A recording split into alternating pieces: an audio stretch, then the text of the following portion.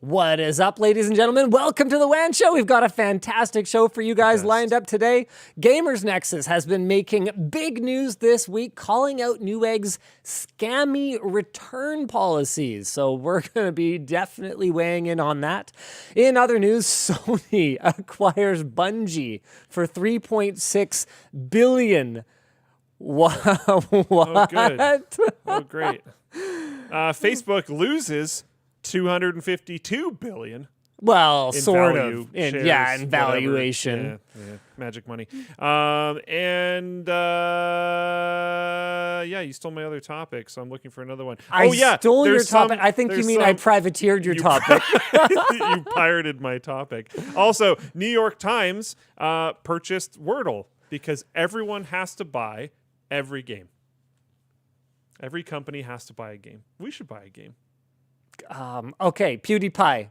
Here's my offer.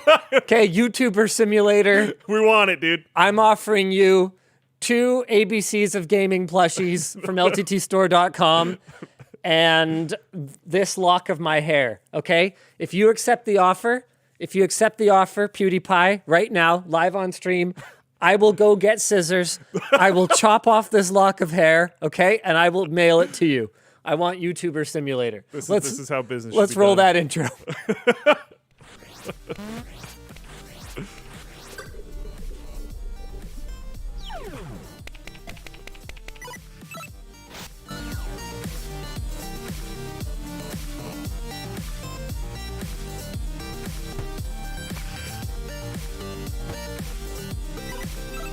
The show is brought to you today by Grid Studio, Graphus, and Squarespace. All right, let's jump right into our first topic. This has been quite the saga. According to Gamers Nexus, Newegg has been running what amounts to a scam. Yeah. So what exactly is it? And I am expecting to be able to contribute at least a little bit of my experience actually having worked on the retail side of things. But let's go on and let's kind of walk through what happened here. According to Gamers Nexus, the problem is that customers are being denied refunds for ineligible products, specifically motherboards. The problem with this is that the motherboards are often new in box. Jake just showed up. Jake, what can I do for you? You could show it, right? I think I can show it. It's not on. Sure. Here's hoping. I'm pretty sure it's fine. I'm pretty sure I'm allowed to show. Wait, are we allowed to show it not on? I mean, we did a post, didn't we? I think so. Right? Okay. Yeah. We can tease that we have it. Okay. I think so. Do not turn it on. I won't turn it on. Have you held it yet? No. Okay. We're going to talk about... You're not allowed to talk about it. We're going to talk... he can talk about whatever he wants. He doesn't know anything. I know Yeah, nothing. but you can't talk about the feel or anything. You can Oh, yeah. You can't talk about the feel or anything. All we're allowed to tease... expressions. No expression. All we're allowed to tease is that we've got one. So don't react to it in any way. No, you're reacting too much. Laughing is not a unique reaction for me. Everyone knows this. Oh, I'm so excited. Not being able to say anything feels so functionally wrong. I know. The problem, though, is that this is a final unit. So while I have actually commented on things like ergonomics, and we've even pointed a thermal camera at it when we did our early hands-on sneak peek, that was on pre-production hardware. This is the actual one that will be delivered to actual consumers. Have you placed a pre-order yet? Yeah. Yeah, okay. All right. Do you remember I told you were not stoked, but I did it during WAN show Right, yes. because I wanted to get early in on the queue. Right. Yeah, that's fair. That's fair.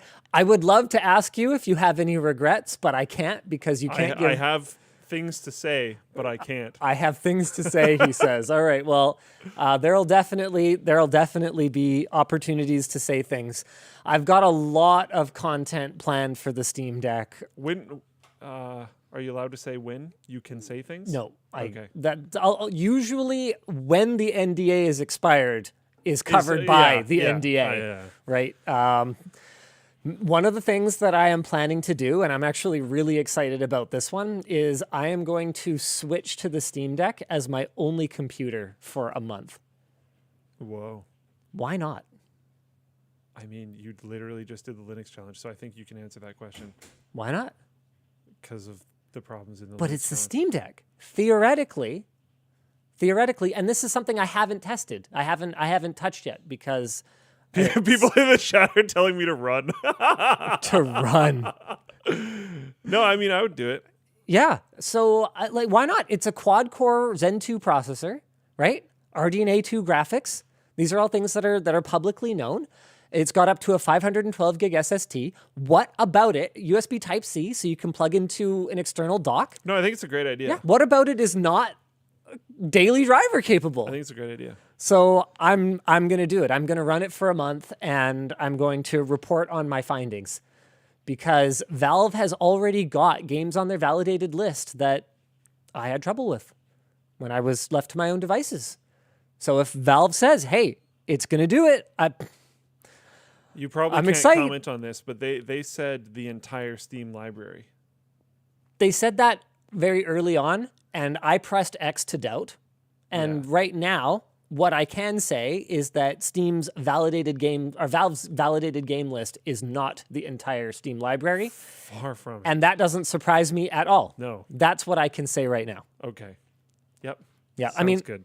You remember me calling BS on that right out of the I think gate, we right? both did. Yeah. Because So, that's actually insane. Like, oh yeah, it's impossible. there's unless, and I know they're working on it, and they've actually made huge grounds, and there's still that website you can look at it. It has been getting slightly better, et cetera, et cetera, et cetera. But the anti-cheat problem is like a thing, and that's just, I don't know.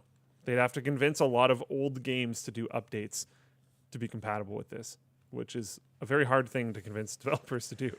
Yes, that's fair. Let me go back to this old game that we haven't made any money from in a long time and like spend dev time on it. That seems like good business. All right. Speaking of good business, apparently consumers who buy motherboards on Yes, Newegg right. are being denied refunds for what are claimed to be ineligible products. Except that this doesn't make any sense because apparently the motherboards are often new in box. So Newegg makes the claim that the CPU sockets have customer-caused damage to the CPU pins, and they're saying that that's their reason for withholding funds from people seeking an RMA. Gamers Nexus stumbled into this situation by returning a $500 motherboard that was purchased but no longer required, which they actually mentioned in their refund request. Newegg responded that customer-caused damage had been done to the CPU pins and denied Gamers Nexus's RMA. I gotta say, when we've done things like Secret Shopper in the past, we've actually jumped through a lot of hoops, even going as far as to use the credit cards of relatives of employees when placing orders to ensure that no one catches that it's us. And apparently, You didn't even need to. Gamers Nexus can just contact customer support for Newegg, get some rube who has no idea who they are, who denies them an RMA for some BS reason, because, and we know that this is BS, Gamers Nexus never opened the motherboard. It was a brand new inbox motherboard. Now, for the uninitiated, LGA sockets are very fragile. They have these little tiny pins in them. Have you ever bent them? Yeah. Yeah, me too. They are extremely easy to accidentally bend. And once you bend them, I mean, here, I can bleep you. Let's try and time it. Ready? Once you bend them, you're fucked. I hope we got it. Pretty much. We tried. You can sometimes perform delicate Kind of surgery. pick them up. Sometimes if you just squish them down, you can lift them back up again. Yeah. But it's a little sketchy. And everyone's a little spooked about that socket from there on. So Yeah, absolutely. You're always concerned. You never want to swap that CPU out once you get it working. And typically, a brand new board comes with a hard plastic shield over those delicate pins to protect them during shipping. But in spite of this, many retailers actually require a visual inspection of the socket at the point of sale, just as a way of covering their own butts.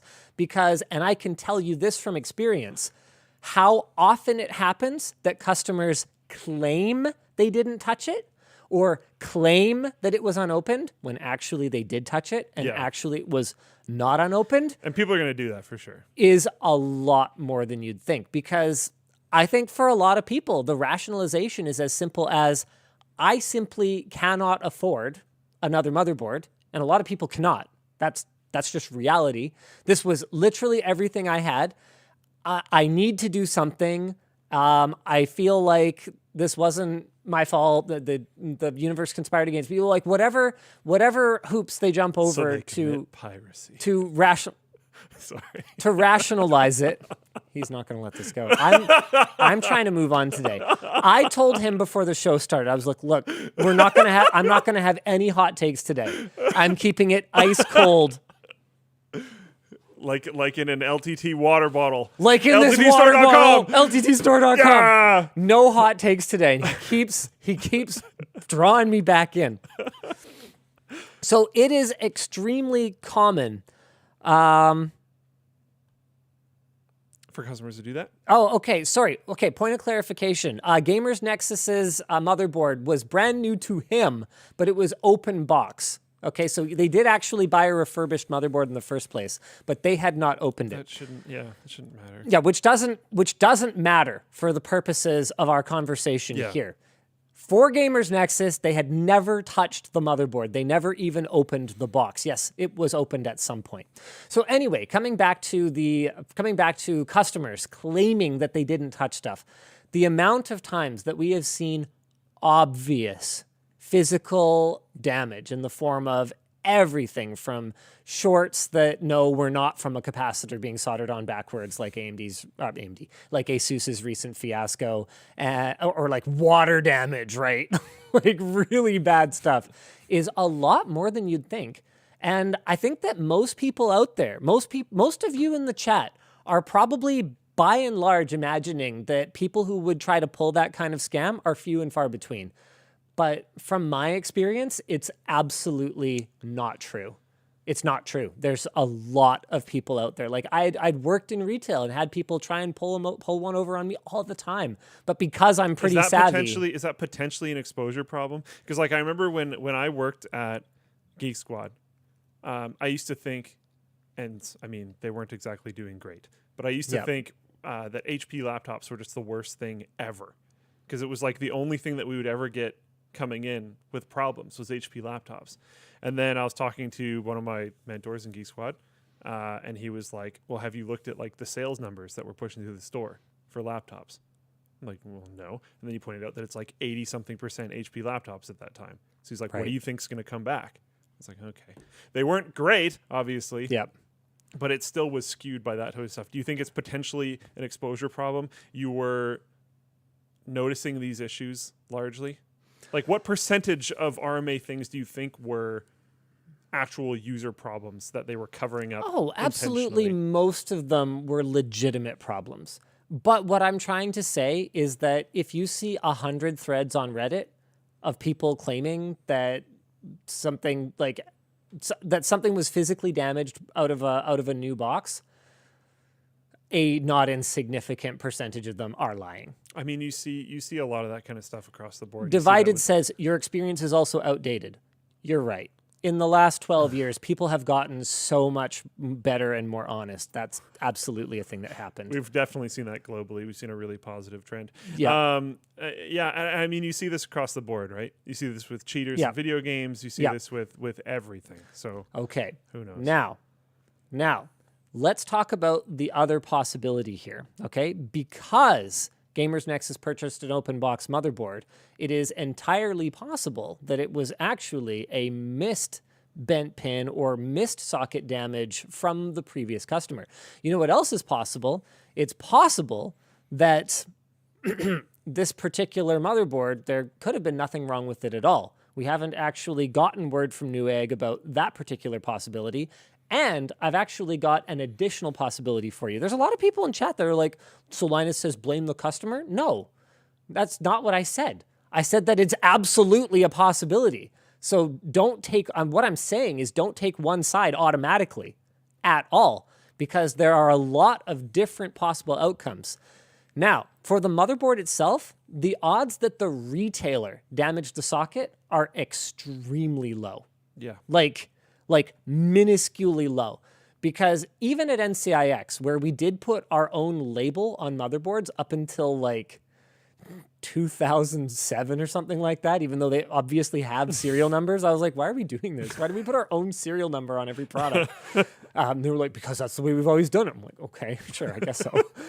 2006, 2008, I don't remember, but sometime around there, they actually put their own labels on everything.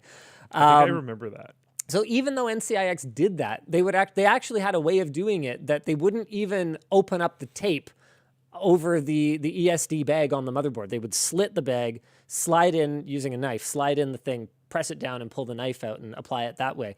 So there is no reason for a retailer to open up the box of a product other than the one that they might open to take pictures, and you'd notice if the socket was bent. In fact, even that one would just be sold as open box. Probably, but that's another thing. Okay, motherboards don't come shrink wrapped. Okay, because something I've been thinking of this whole time is they said they didn't open it, wouldn't it just be shrink wrapped? But yeah, no. So that's something that I have wondered about for many years. Really, this is a $500 board though. A lot of high-end boards, don't they have a sticker over the? Not necessarily. No? Motherboard manufacturers, for whatever reason, and I've never actually asked, but I've always been less curious. Plastic's good. I'm not against that. But motherboard manufacturers do not generally shrink wrap even their very high-end products. And it seems to me that if they really wanted to put this to rest forever, sealing the product would probably be a pretty good way to do it. Yeah. But here's the issue. I have seen bent pins in sockets. Geomaster 337 on Flowplane Chat said, but Gamers Nexus didn't open the box it was shipped in. Okay, that's a whole separate conversation. Okay. We're not even talking about the Gamers Nexus scenario in Just particular in general. right now. I'm talking about in general. Because here's the problem. I have had this experience. I have had the experience of opening up a brand new board, and because I'm me, it didn't even go to a retailer. It came straight from the manufacturer, and I was the first person to open it, and I've seen bent pins. So, what I'm saying right now is that let's take every account of this happening with a grain of salt, understanding that there are multiple possibilities here. A possibility is that the customer is lying. Another possibility is that because motherboards do not come in sealed packages, the retailer could easily be, let's say, for example, throwing together a quick test bench in order to something, putting it really nicely back into the box and selling it as new. That's a possibility. Possibility number 3, it could have just actually been bent straight from the factory. So there are 3 possible avenues for actual damage to the CPU socket. Yeah. Now, in the case of Steve's, what I suspect is most likely, because this was an open box board in the first place, is that whoever RMA'd it in the first place, Validation was poor. whether that damage came from the factory or whether they caused it, they managed to get one in under the radar.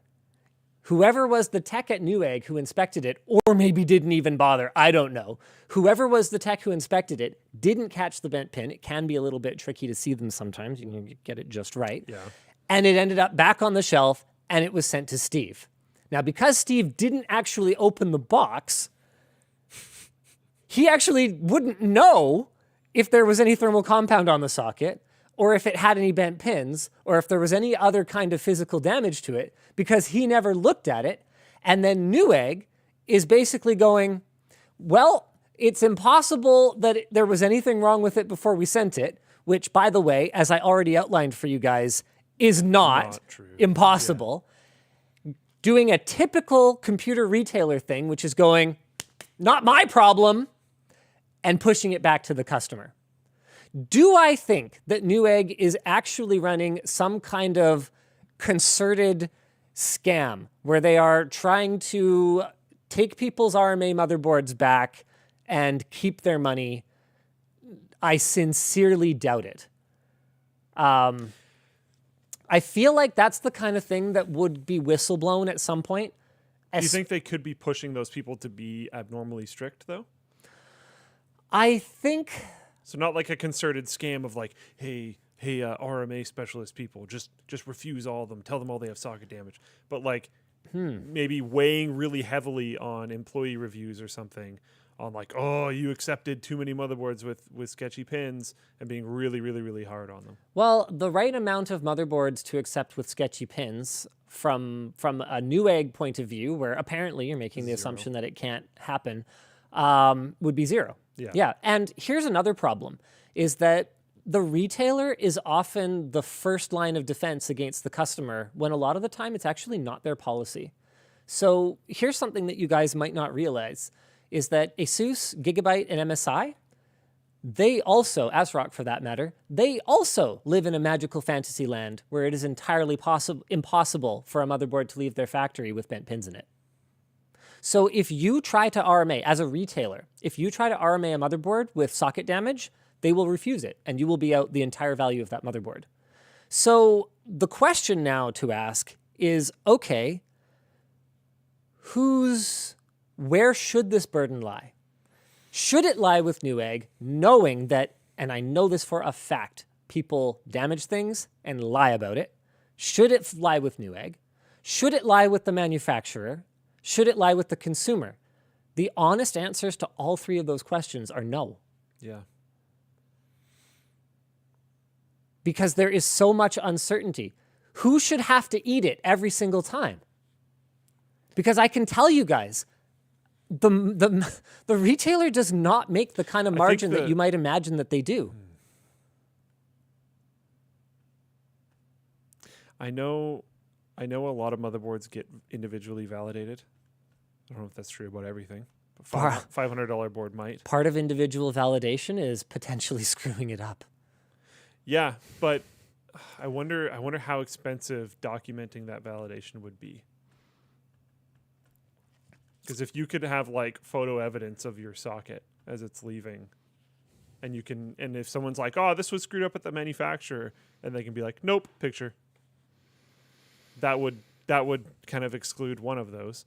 And then if I think especially for open box products, if Newegg would document the status of the product as it's being repackaged, that would probably help their stance as well.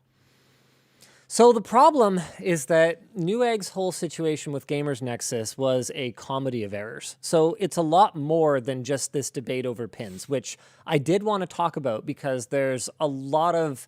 There are sides of it that I feel like people might not have considered. Yeah. The issue, though, is that he never opened the board. Newegg claimed there was thermal compound in the socket, despite the motherboard never having been opened by him. And making problems even worse, they actually asked to have the board sent back to them. Newegg claimed they sent it back, and then so far, to my knowledge, has not actually provided a tracking number. So, making this even more complicated, since the release of their video exposing the situation, Gamers Nexus has apparently been flooded with similar accounts from viewers who have tried to return their gear, and a number of their followers are now pledging to boycott Newegg. Louis Rossman has apparently weighed in, asking what even happened to Newegg, who actually used to be known for their good service, apparently. I'm not American, so I never really shopped there because by the time they opened up in Canada, I was working at a competitor, so I wasn't going to shop there. Yeah. I would just walk into the warehouse and buy something if I really needed to. But the response seems to be that they were purchased by Liaison Interactive, a Chinese tech company, in 2016. All right. Who do you boycott them with? I mean, man, there used to be so many more options, man. Fries, right? There used to be cool. Fries. There used to be Tire Direct. There used to be Zip Zoom Fly. Is M-Wave still around? I feel like that's been a hot minute. You've got Micro Center. So Micro Center still exists? Oh yeah, they're not in Canada, right? Yeah. Oh, not in Canada, no. Yeah. But we're talking Americans. In the States, yeah. Tiger Direct, LMAO. Yeah. A lot of people are talking about Micro Center in the Twitch chat, in the Floatplane chat. I did a sponsored event where I'm not going to say who, but a company flew me out to go do a thing, and we were building computers, and the parts showed up late, and we were unboxing all the parts, or not unboxing, but taking all the parts out, and then we realized that there was a component missing. Yeah. And we had to go to a Micro Center to go pick up said component. Yeah. It's a cool place. Yeah.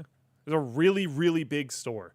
Like I know that's like just some Canadian dude in America going like, whoa, but it was huge. It was crazy. And I heard that Fry's Electronics was significantly bigger, which is cool. I'm used to like going to NCX when I was growing up. It's this little like tiny little sliver hole in the wall where you basically go up to an order desk and just get your stuff. Like there's extremely limited browsing, if basically any. Like the Langley location had like 2 shelf things. And that was like it. And it was usually filled with just like cases that I assumed they couldn't fit in the back because it covered most of the floor. So yeah, it was I don't know, it's kind of a cool experience. Man, honestly, this just makes me feel like LTT Store should just be a computer store. Like, seriously. The margins are just so thin, though. You know what? So here's a crazy concept. What if our margins just weren't that thin? What if we just took an extra 2% and then just had not customer service? Like, there's a novel idea. But I don't know. I don't know. I mean, you look at how price-driven IT purchasers are, right? Yeah. Like, in what other space does a site like PC Part Picker even exist? In the makeup space, is there a PC Part Picker? No. Is there a facepaintpicker.com? Oh my right? goodness. Where you can make that. You can actually there would actually probably be good money in that. Your lip, eye, facial compound, whatever you like, you put in your whole regimen and it tells you the cheapest site to go buy it. Like, honestly, I don't think there is airline tickets. Okay, that's a good one from actually Navs. A big money idea. Yeah. Is like a face painting thing where once you were done like creating your person, there would be like if you buy this shopping list of products, you can achieve this look. And it just add to cart. Yeah. That would actually probably be huge. Oh, it would do great.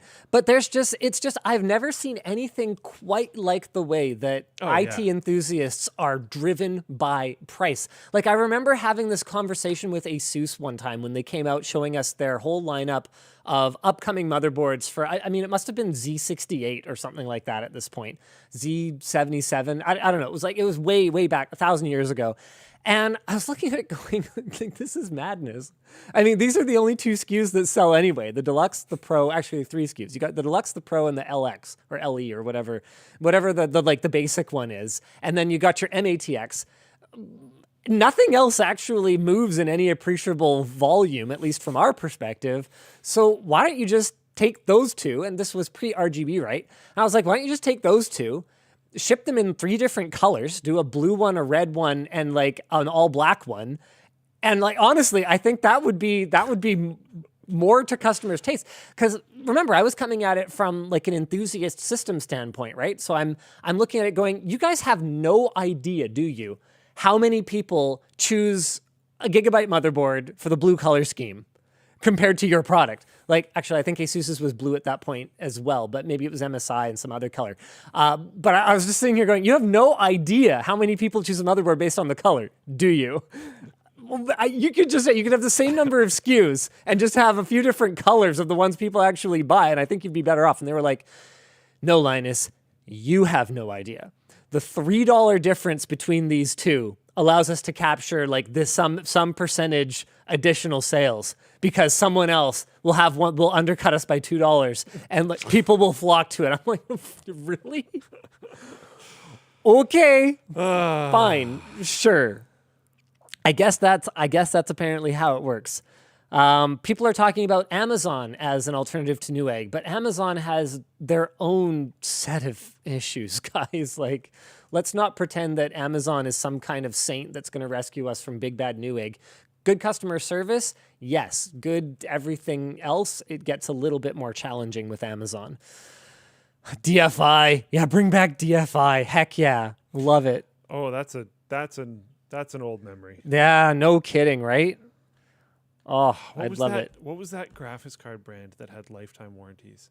Was it Gainward? Did Gainward have a lifetime warranty at some? Oh, BFG. BFG. Yeah, good old BFG. Awesome.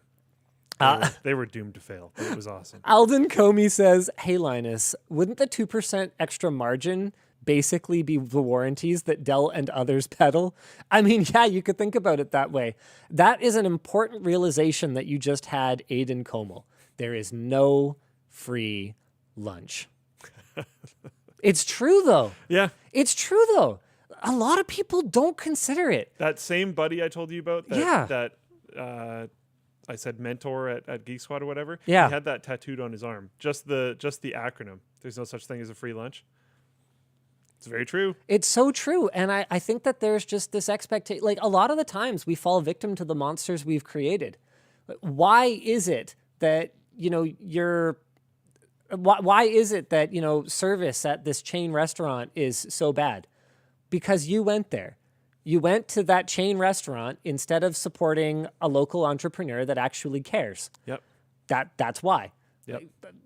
And because the server doesn't get paid enough. Other people saw you going there, so other people saw that this place is being attended, so they're like, it's probably not that bad, so then they might go there, etc. So we all contribute to these problems that we then suffer from, and things like I said, not being willing to pay another $1 or another $2 more or whatever the case may be means that at some point customer service is going to suffer, and the IT industry is notoriously low margin. There are a couple of big fish that are making the vast majority of the money in the IT industry, and their names are Intel, AMD, only lately though, Microsoft.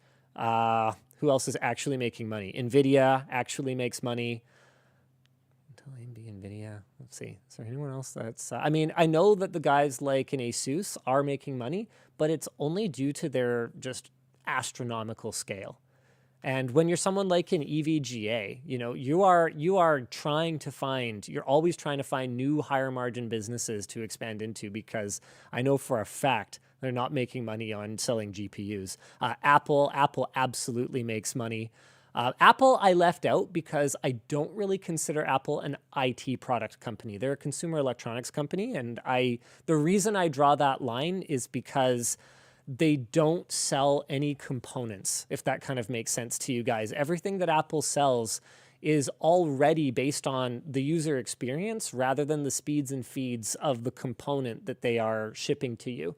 And so they're a little bit they're a tier above. There's the way that I would lot think of of people them. in chat just listing companies that develop software or websites. That's not the point. We're Yeah, talking about IT. computer hardware, Yep. and especially enthusiast computer hardware. Yep.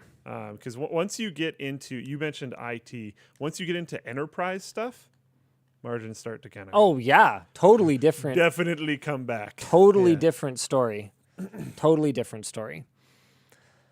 IBM. Come on. Okay. Come on, guys. Yeah, IBM is a technology company, yes, but I wouldn't call them like an IT company in the sense that we're talking about. When we say IT industry, we're talking about like the computer hardware industry.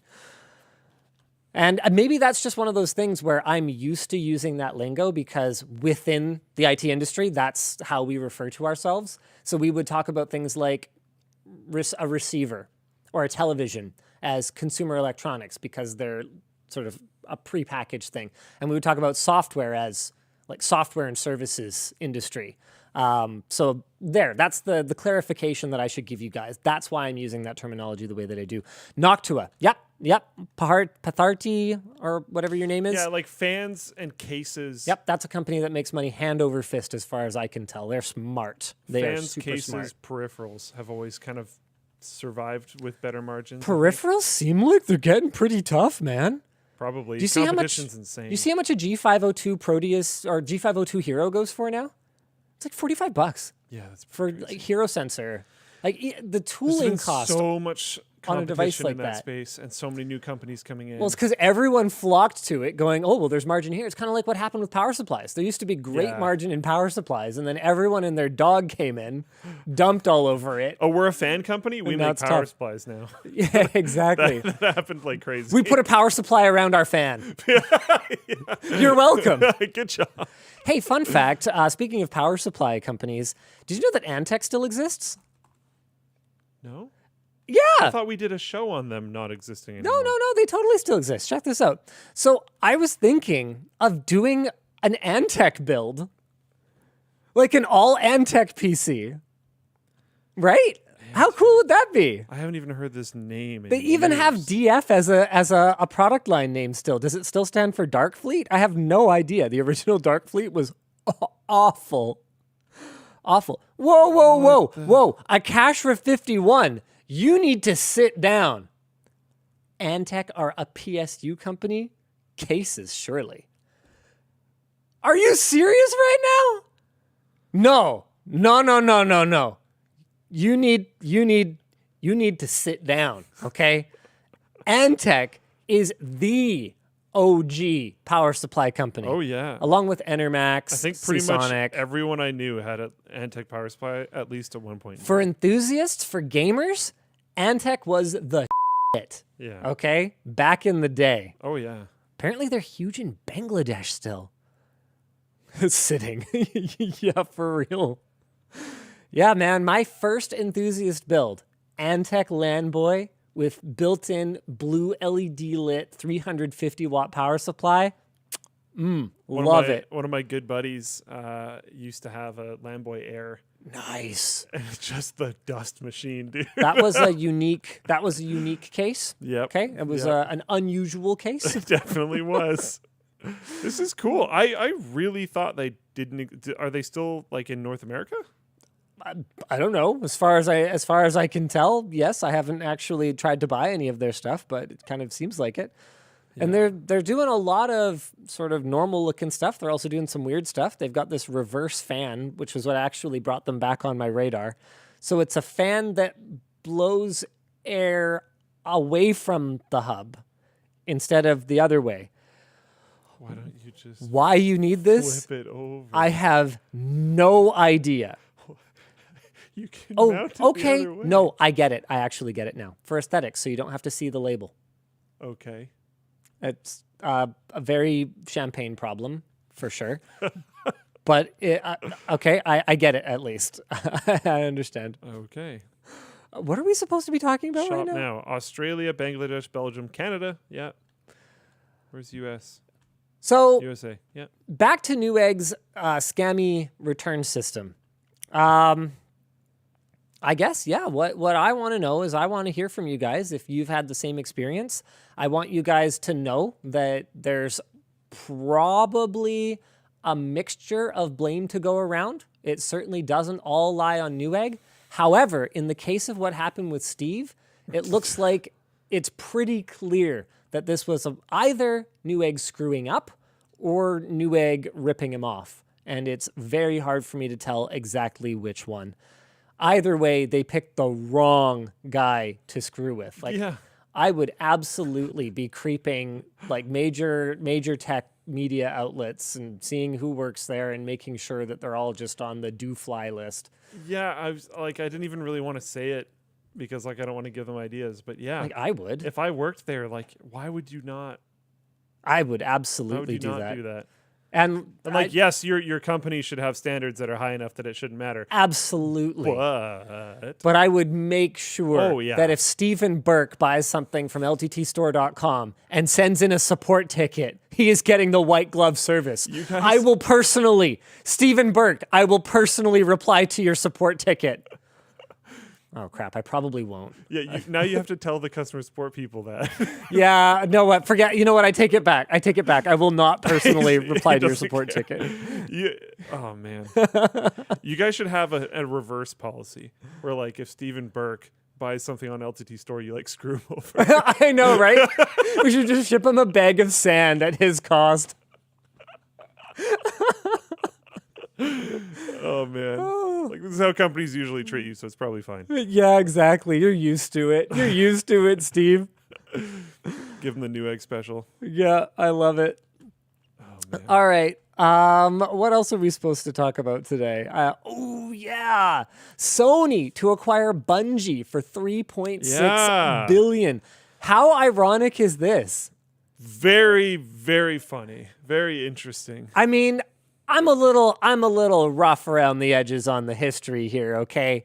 But was it not Bungie that put the Xbox on the map at all? Wasn't the Xbox kind of just a black box until dun, dun, dun, dun, dun, dun, dun, dun. Like, come on, Man, and I can try to go find the quote right now, but the head of Xbox, if I remember correctly, fairly recently in an interview was talked to about Bungie, and he talked about how like he feels that modern Xbox, like the company, not the console, would be able to retain Bungie, and he was like, yeah, like we didn't. Like maybe, I don't know how he worded it. I'm not reading the article in front of me, but it's something along the lines of like, we didn't necessarily deserve them at the time. Like we weren't doing the right things. We weren't facilitating them properly, all this kind of stuff. But I think we would now. We are now, all that kind of stuff. I would not be surprised if there was conversation going on there. And then they went to Sony, which is really interesting.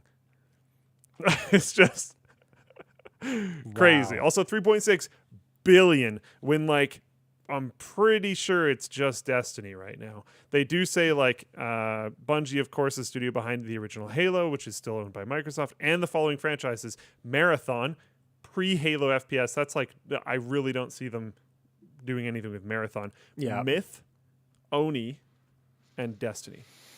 So Destiny. Okay. Is this Oni as in Oni of the Dark Forest?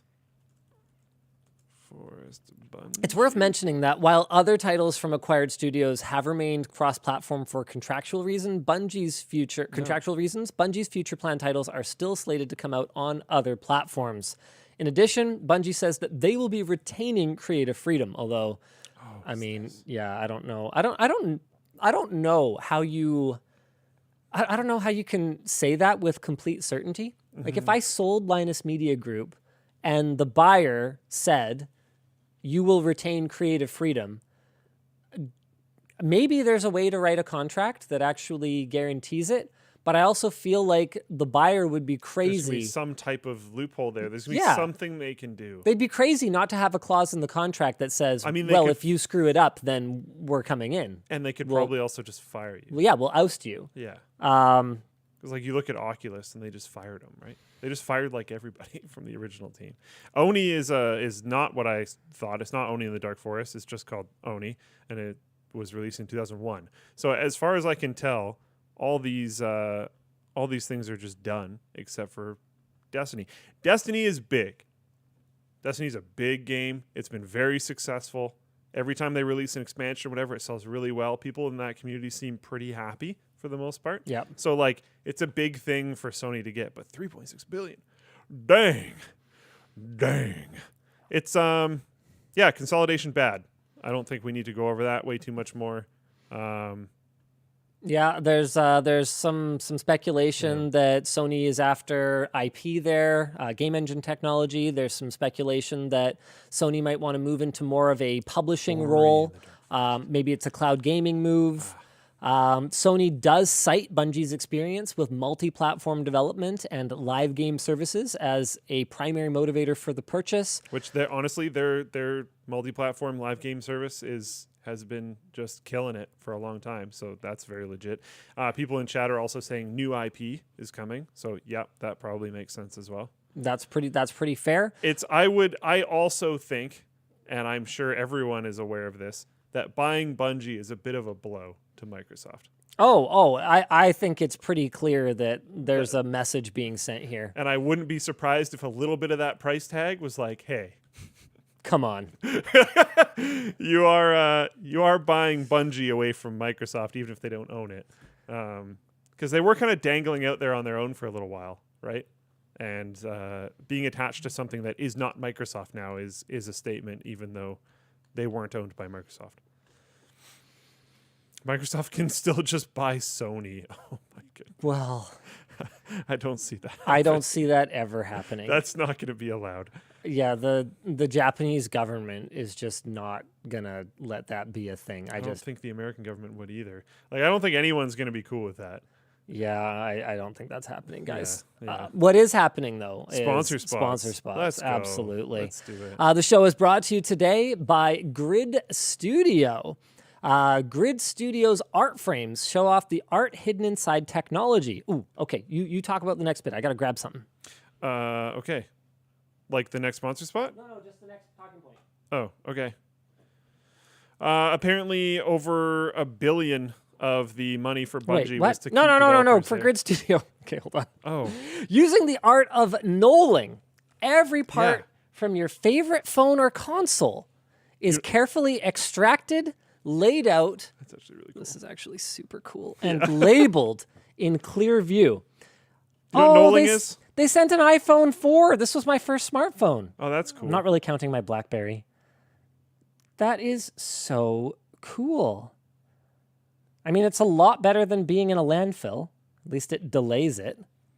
Oh, that is super cute, cool. They put a little like Mac face in there, and you've got a Game Boy Pocket. Yeah. Nice. Yeah. My Nice. grandma bought my brother and I Game Boy Pockets when we were really young. They have over 30 different frames available, from the Sega Game Gear to the iPhone 10, and these look absolutely amazing. The presentation is so nice. I like how they're like labeled out and everything too, because like you probably know if it's your thing, but if you're hanging this on the wall, you're very likely going to get a question about it because it's a very interesting piece to have hanging Yeah, on the that's wall. so cool. And it's I don't know. That's pretty sweet. It's no NFT or anything, but it looks all right, says Posichronic. Oh Yeah. my goodness. Come on. It's probably cheaper than NFT. I also like how they put like a graphic of Tetris inside the Game Boy screen, Yeah, that's super cool. so you can kind of see what it would do, and it's in black and white, which makes sense. I love it. That's sweet. That's awesome. The show is, so you can get your Grid Studio frame at lmg.gg/Grid Studio. We're going to have that linked down below. The show is also brought to you by Graphus. Graphus is an automated phishing defense solution that protects every inbox in your organization from outside threats. Adding Graphus to your security stack allows you to defend your employees, and yourself by extension, from cyber attacks including phishing, email compromise, account takeover, identity spoofing, malware, and ransomware. They use patented machine learning technology that monitors communication patterns between people, devices, and networks to reveal untrustworthy emails, and they analyze messages in real time, integrating at the API level to detect social engineering attacks, with activation only taking a few minutes. So don't wait, get 30% off the list price and 30% off onboarding with Graphus at the link down below. Finally, the show is brought to you by Squarespace. Not Circle Space, not Rhombus Space, Squarespace. I hope those other things are not something terrible. We use Squarespace. No joke, we use it. LinusMediaGroup.com, as well as, it almost hurts me to say it, LTXExpo.com. I swear we'll do one again someday. Both those websites were built quickly and easily, with easy maintenance too, using Squarespace. If you haven't heard already, Squarespace is an all-in-one platform that makes it simple to get your website up and running. If you have a home business, you definitely need one. You can even use it to sell things. They've got tons of different templates, so you can find the one that makes the most sense for you and run with it. And if you ever need help, Squarespace offers webinars, a full series of help guides, or you can contact their 24/7 support team via live chat and email. So don't wait. Go to squarespace.com/WAN and get 10% off today. Okay? It says LTT in my talking points. It says WAN up there, so I don't know which one is right, but one of them is. You'll figure it out. I believe in you. Honest is smart. You know what's not smart? Facebook. You know what's sad? What? I wore this in mourning today. Oh, LTX 2019 shirt. Thanks for that. Yeah. Anyways, Facebook, $252 billion gone. As far as Wikipedia is concerned, the GDP of Finland. Amazing. Wow. And to be clear, we're not talking actual dollars. We're No. talking valuation. Speculated value. Brutal. Apparently, average usage of Facebook dipped for the first time ever, leading to concerns that Instagram may not be far behind. Meta's CFO, Dave Werner, blames Wenner? I don't know. Sure. Blames part of the decrease on fewer COVID-19 lockdowns. Darn, you should really crank on that a little more, which historically generated a boom in online activity. I mean, he's not wrong, but like, why Really? would you say that? Exactly. Like, why? That sounds like you're the CFO of Meta. Yeah, kind of, doesn't it? Also blamed the rising internet costs in India and rising interest in TikTok, which analysts say is hurting Instagram's growth. To combat TikTok, Instagram has been investing billions of dollars and lots of development time into the development of more video-related features, which they say is their like fastest growing thing on Instagram. Like Reels. Fastest growing format by far, but is not popular yet to attract similar ad sales to traditional Facebook services. Yeah. So, as a result of these challenges, including lower than expected revenue, MetaBook has lost $252 billion. That's with 9 zeros on the end. And they aren't alone. Twitter, Snap, and Pinterest all closed lower on Thursday. However, Shopify has been struggling too. A lot of tech stocks have been struggling. this is interesting. MetaBook's wipeout here is the biggest crash in a single day in stock market history. 26.3% of the company's value evaporated. Nice. And this isn't the first time their stock crashed. In 2018, they also lost 19% of their value over slowing user growth.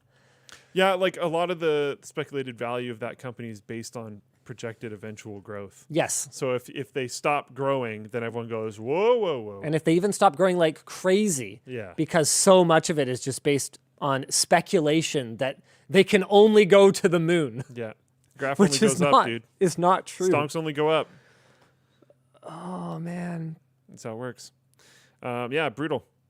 So our discussion question here is Facebook dying? Or is this just more of a snapback to a more realistic valuation after pandemic I think highs? Facebook that we're talking about right now is the greater Facebook services or whatever you want to call them that includes Instagram. Yes, yes. I think Facebook, So the Meta, website. fine. Let's call them Meta. Sure. MetaBook. I like mine- MetaBook better. MetaBook because that maybe doesn't include VR stuff. I don't know. No, it does because it's like the Meta Quest. Yeah, which is horrible. Yeah, I know, right? You had such a good brand. Why would you just burn it? Yeah.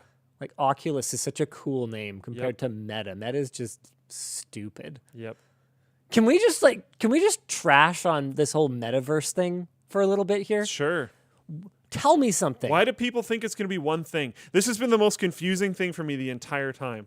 Why does anyone think it's going to be one thing, and why does every company individually think they are going to have sole ownership of the one thing that exists? It has made no sense to me the entire time. Here's what I want to know. Why does anyone think this is new?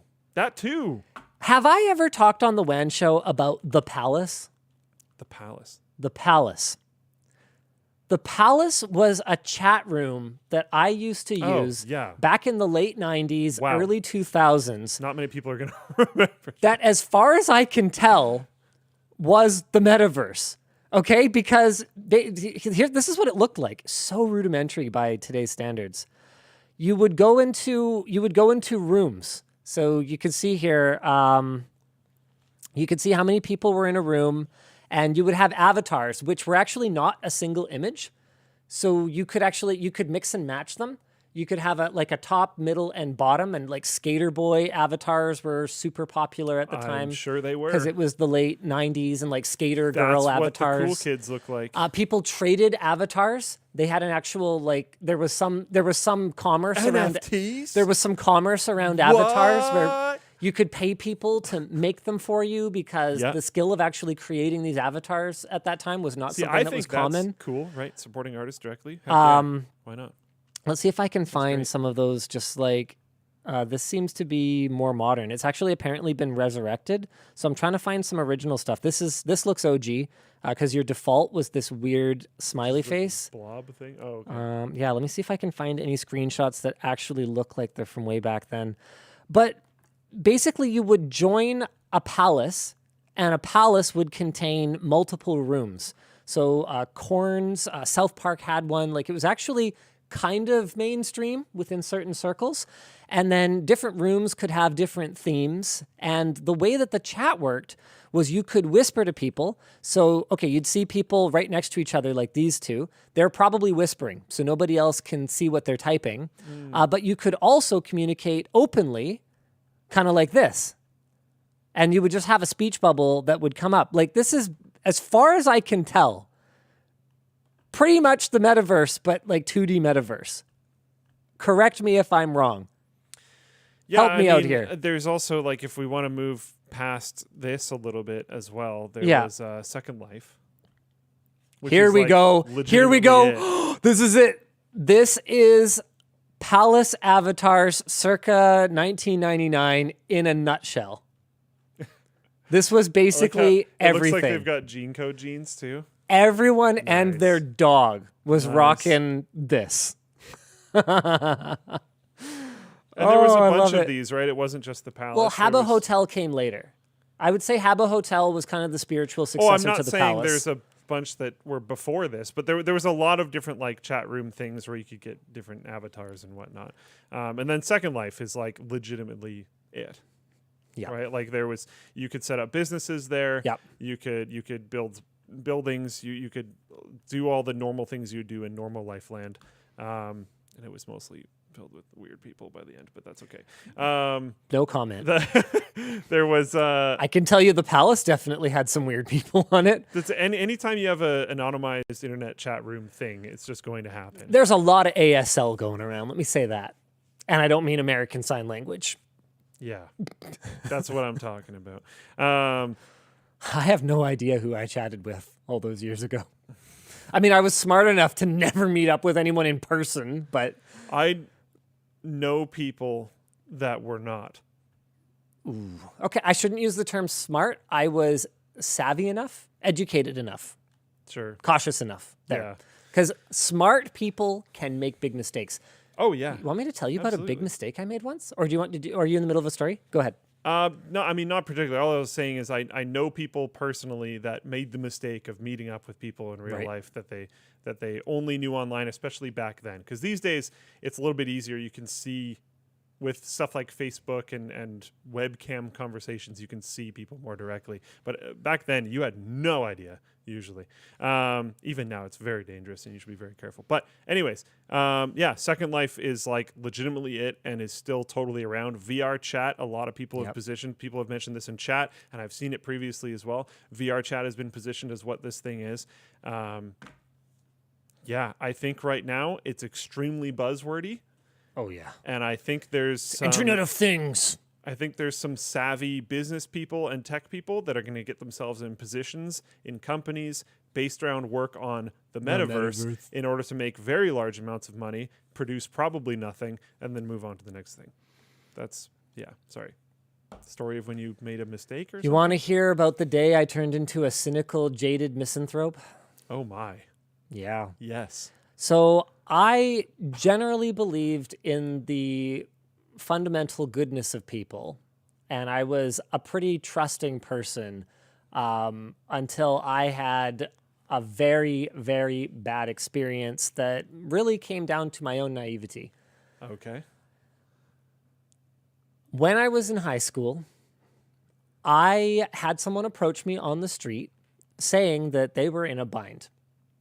They had a check that they needed to cash for whatever reason. Their bank wouldn't do it. They would endorse it to me if I could give them like at least most of the cash that it was for.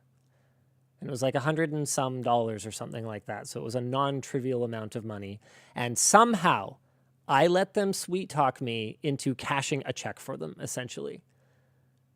Oof. I even knew that it was sketchy.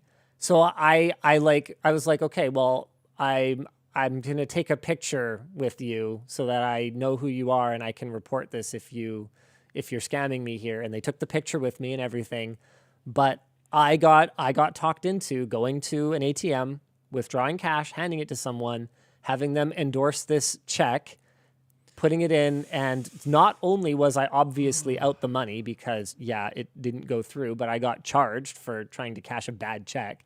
And that was when I realized, I was like, oh, someone can seem totally nice, totally chill, swear on their mother's grave that they are not out to hurt you, and stab you right in the face. And I was like, oh, okay, well, this is really good to know. Yeah, that's rough. Yeah, and it was just one of those things. Like I was young, I was naive, I didn't know better, and I guess what I'm saying is like I understand how people can make mistakes. I'm really tech savvy. I've spent my entire life on the internet. So I A saw lot of times some too, you need the experience to not make a similar or related mistake in the future. You kind of have to screw up.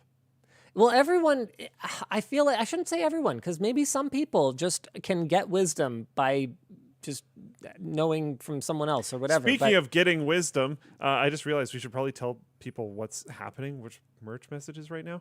Because we didn't tell them about the replies thing. Oh, They've yeah. been going on this whole show. Oh, yeah, cool. Well, hopefully people noticed that when they send in merch messages, a lot of the time the reply comes up right with your merch message. Yeah. I would hope people would notice that, but It looks very similar to a merch message, though. So anytime you see the LTT with RGB lights behind it, that's a reply to the very thing you saw right before it. Yeah. So we have a producer now, which is fantastic. Yeah. And sometimes it might be us. So far, I think it's pretty much just been the producer. But they have the ability to respond to you, because sometimes we've gotten feedback that a lot of times we're answering the same question that we've been answering for the last over month. and over and over again. So we're trying to address some of those questions with text now, so that it doesn't eat into the showtime. It's Ski Blue asks, what do you gain from doing a scam like that? You gain my money. Money, yeah. Because I gave the guy cash. Because remember, Linus would get a small portion of it, Yep. which realistically, you probably got a fee for trying to cash a false check. And he had a whole story about how he really needed it, and his bank was closed, and what bank did I bank at? Are they still open? And it was a whole thing. It was, I just, I made a mistake. Right. And where I was going with that was that recently we did a video where I basically condemned people piling onto folks that fall for online scams, because we need people to have the confidence to come forward and talk about it, because that's a big part of how you educate people. Like you can't just keep it hush hush. Every time you condemn someone for falling for that, you're making sure the scammers win again some other time. Exactly. You're part of the problem at that point. So we just need to say, okay, hey, here's what we could do better next time, but try not to shame people about it, is what I'm trying to say. Feel free to shame me. My feelings won't be hurt. But in general, not everyone's used to just being a public figure and being constantly shamed for their horrible hot takes, right? Yeah, it's true. Privateering my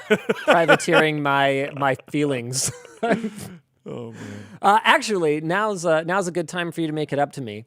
You can head to LTTStore.com, where we just launched 2 adorable plushies. We've got the controller plushie. We've got the computer plushie. These are based on the same characters from the ABCs of Gaming board book that Sarah and I worked on together, I guess it was over a year ago.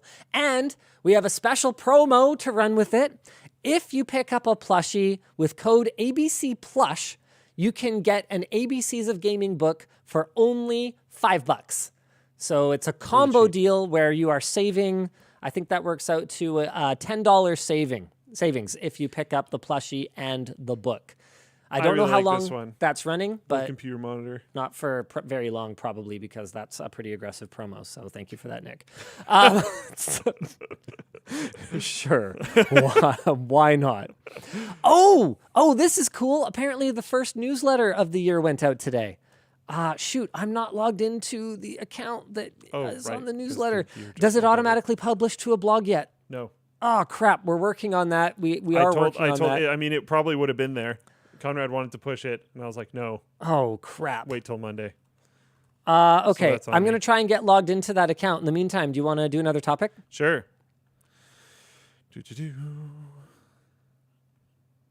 Or were we in the middle of something? I don't remember, to be completely honest. Facebook losing money. Did we finish that topic? Yeah, I kind of feel like it. There was a question at the end saying, is this a good thing? I mean, MetaBook is a popular punching bag, but should they really crash and burn? AY's take was yes. Which- CW's so that's take Anthony. was yes. That's Colin. AS's take was yes. That's our new guy. Okay. What do you think? The team is unanimous. It's a complicated question because, like, Facebook losing value, publicly traded companies, so that means people with stocks lose value. Yeah, it means real people actually like lost money today. I don't. A decent amount of the ownership of Facebook is probably in the hands of people that I'm not very concerned about. Whether That's they fair lose as value well. or not. But Facebook also has a lot of But retail investors. there is probably a lot of non 1% or 2%ers that have ownership there as well. And I'm So, never rooting for that. no.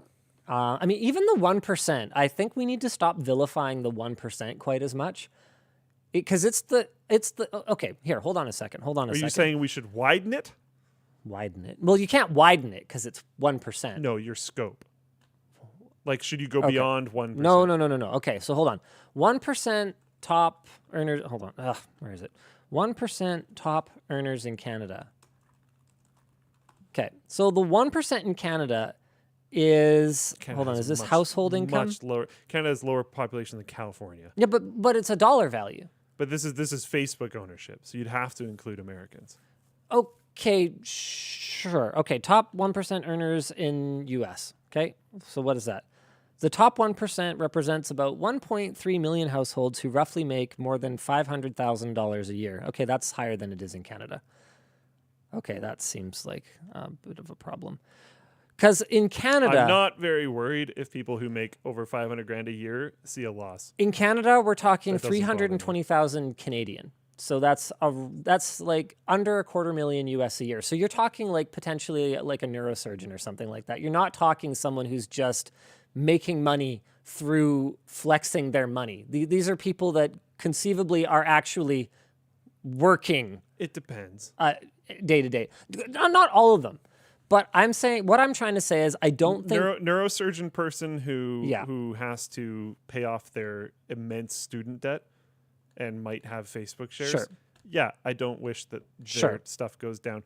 I think a huge percentage of people that are in that section that are not neurosurgeons and maybe inherited a bunch of wealth or whatever else. Well, that's not I don't earnings, care. though.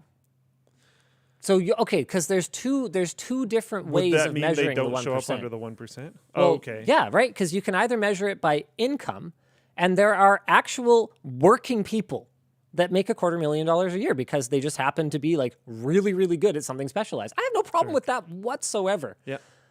But once you get into the We're point... not saying whether or not we have a problem with it. We're saying if we feel bad because Facebook stock... This is a weird conversation. Sure. We're saying if we feel bad because they lost money or value or whatever because Facebook stock went down. Sure. I guess what I'm trying to say is I feel bad because not every investor in Facebook is some kind of cartoon villain. Oh, yeah. There's I'm retail 100% investors. certain that there are people that are invested in Facebook that are grinding super hard in Yes. very, very low paid jobs. Sure. And have been saving everything they possibly can to try to get into the stock market because that's what a lot of people tell you to do. And they're trying to dig themselves out of whatever they can by doing that type of stuff. And they might be invested in Facebook and they might have just lost a lot of potential money. And that could be very damaging and very unfortunate. I think that is probably few and far between. And to be clear, I'm not saying that someone in the top 1% in Canada is somehow a pauper, right? I'm not saying that they're living in poverty. I'm saying that compared to the 0.1%, which averaged apparently $1.7 million in 2018, they are, relatively speaking, probably actually spending a significant amount of that money, putting it back into circulation, because hoarding is the problem.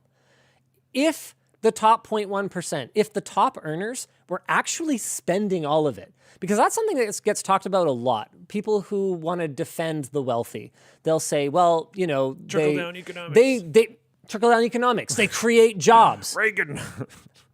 They only create jobs They spend that money. if they spend the money on Spend that jobs. cash.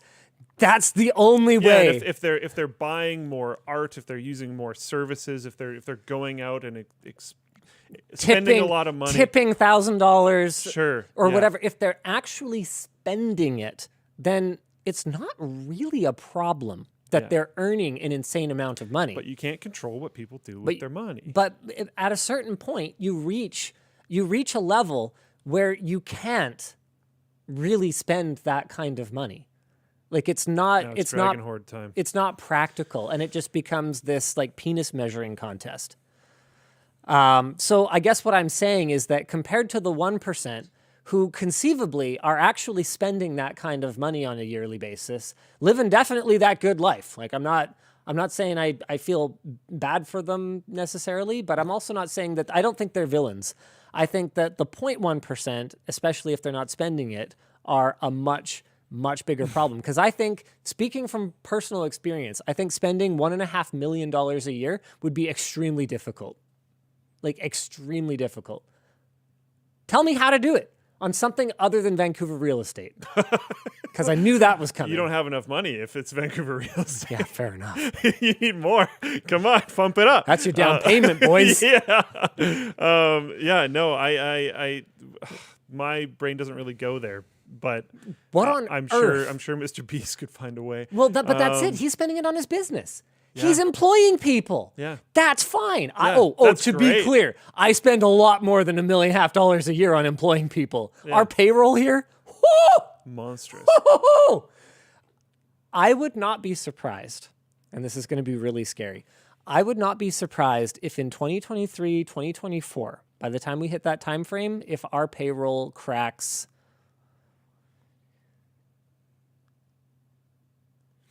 8 figures.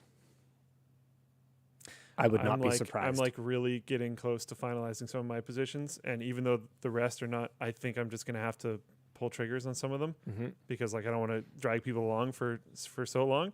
And yep, that's all I have to say. Developers are expensive. We're hiring more people in that realm. We're hiring more engineers. We're hiring more stuff like that. That's all very expensive roles.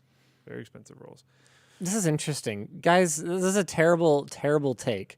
It has begun openly complaining about paying people. Did I complain? No, he's not. He did not complain. I said I do. I said that spending $1.5 million is really easy when you employ a gigantic team of people. But that's not what I asked. I asked you to try to spend it personally. Things in your community and stuff like that. Yeah, I don't know. I mean, you could go to a movie every day and you wouldn't even get close. Like you couldn't. Okay, what does that work out to? Here, hold on. Let's do the math. This is fun. $1.5 million. Okay, divided by 365 is $4,109 a day. Okay, so you can only be awake for, let's say, 16 hours a day, right? Let's say you sleep. Okay, Yeah. so divided by 16 means that you are making $256 an hour, not for being at work, Just for existing. for being conscious. Yeah. You're making $256 an hour. Okay, divided by 60. You're making $4.02 a minute.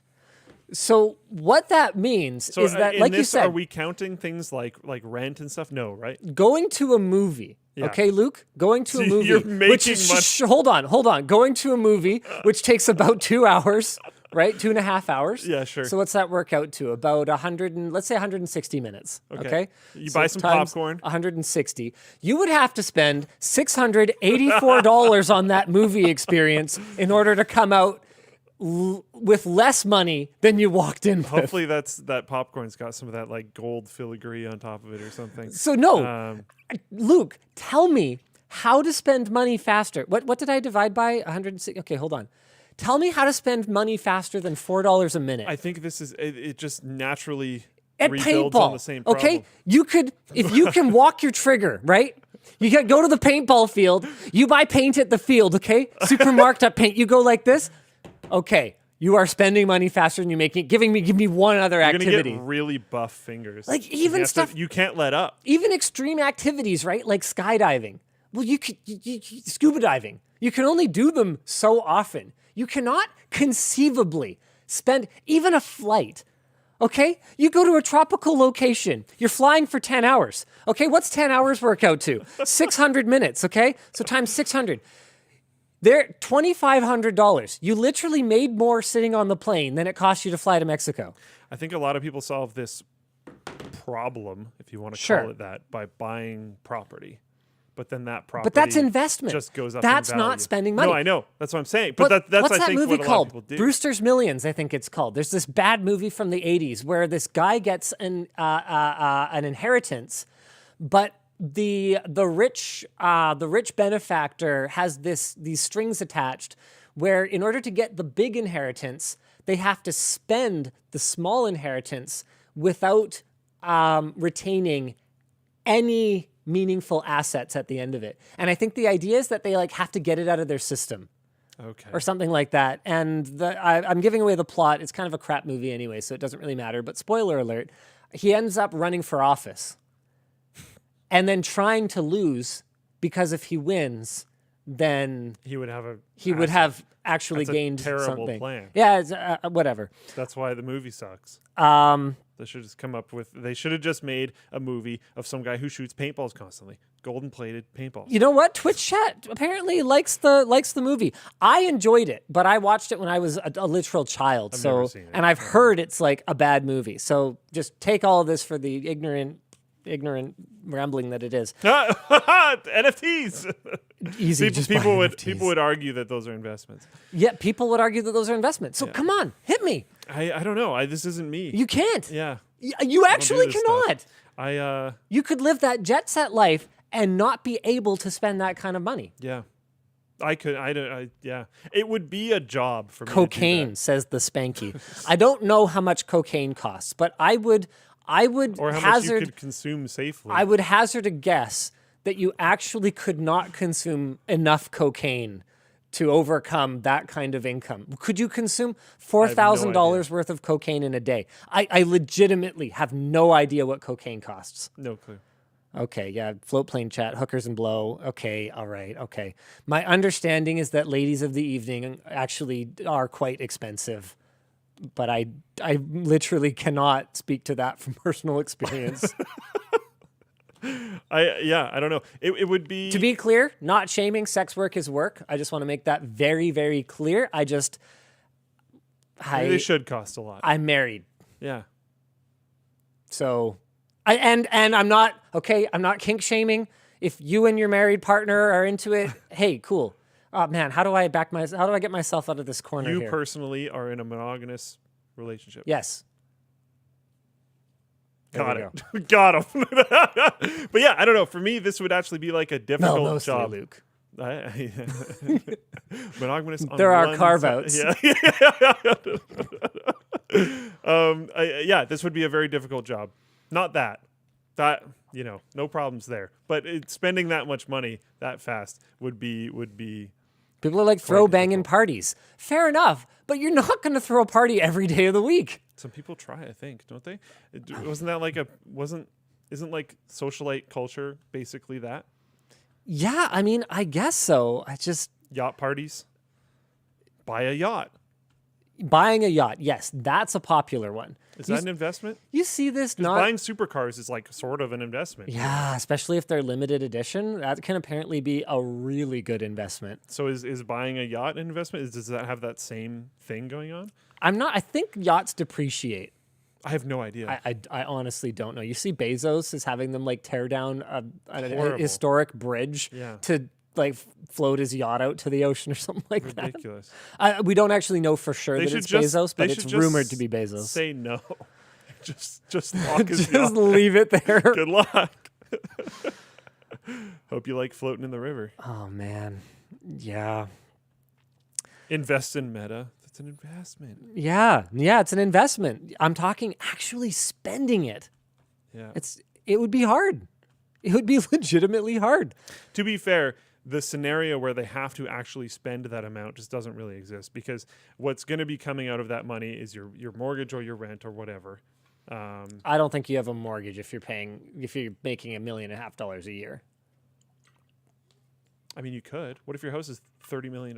Okay, see, this is where you and I feel like have trouble with these kinds of conversations, because I have always, and I know you have always been a live within my means kind of person, When Yvonne and Oh I, no, so I agree. If I was making that much, I would not have a mortgage. Yeah. but I'm sure people do. Is all I'm saying. I mean, I know there are houses that cost that kind of money. It's just, Why? no matter, I would have to have $30 million in the bank to actually, maybe not 30 million. Because I'm thinking back to when Yvonne and I bought our house. We were approved for a mortgage that was either double or triple or something like that, what we ultimately spent on our home. And that was back 11 years ago or 12 years ago almost now. And we didn't do it because we were just totally uncomfortable with that level of debt. So I guess what it would work out to now, because we did 20% down, is I would have to have 6 million down, and I would have to expect to be able to pay it off within about 5 to 7 years. 5 to 8 years, I think, was our goal. I think we had set the stretch goal of like 5, assuming that everything went amazing and I like crushed it. And actually, I don't even think that was a dream yet at the point that we were actually buying it. I think that came later when we were like, we should start a company and stuff like that. So I'm trying to think back to the timeline. Your house? Yeah, you had. I think your 10 place. years. I think 10 years was mortgage shredding goal, with a stretch target of beating it. And we were not willing to take on a mortgage payment that we couldn't comfortably pay double every month. So our mortgage was actually half of the payments that we made. And then we made sure that we had an agreement with the bank where we could pay twice as much, because that first payment is almost all interest. Yeah. And that second payment is all principal, the way that our mortgage worked anyway. Where was I going with this? Right. So even if I made like that kind of money, I would have to have, I don't know, a $30 million house. I don't see the point. How many people would have to live in it to make they're any usually sense? like basically small hotels. Like they're insane. Yeah, I don't know. But then you hear about these like, and I know this isn't necessarily the scenario we're talking about, but we're so off topic right now. It's not even funny, so who cares? But you constantly hear about sports stars that just make huge money. Many $1 million a year contracts, like just big money. And then they're retired for like 2-3 years and they're broke. It's gone. Yep. So like, I don't know. I think one of the things is when you start making that type of money, people will try to float into your life that will, you know, find ways for you to spend it. That's fair. So yeah, I don't know. People are saying, no, they're talking about theoretical $30 million homes. Oh, ladies and gentlemen, we are not talking theoretical homes. We are talking, we live in Vancouver, ladies and gentlemen. Literally the least affordable city on earth, ladies and gentlemen. Here it is. 33990. Got a few more zeros after that. 1233 Tecumseh Avenue. Oh, yeah. Nice looking place. Nice looking place. And I ain't talking some estate here, ladies and gentlemen. This is probably on like a half acre. Hold on a second. What is it? Yeah, half acre lot. You nailed it. Oh, Lordy. It's only a 1,200. Wait, what is this? Is this a 1,200 square foot house? Hold on. I've lost track. Is that a lot? Oh, that's a lot. Yeah, that's a lot. Sorry, there's an extra 0 in here because my current place is 2,200, and I thought this was less. Okay. I thought it was 1,200. It is 12,000 square feet. Yeah, I totally derped there. Got it. Oh shoot! I just unplugged my headphones for monitoring. I need that. Someone in Floodplain chat saying California and Vegas have those $30 million+ homes. Yeah, New York, like they're definitely around the world. They're just Vancouver overall. I think we're still in the lead though for most unaffordable city on earth. Probably. Roads.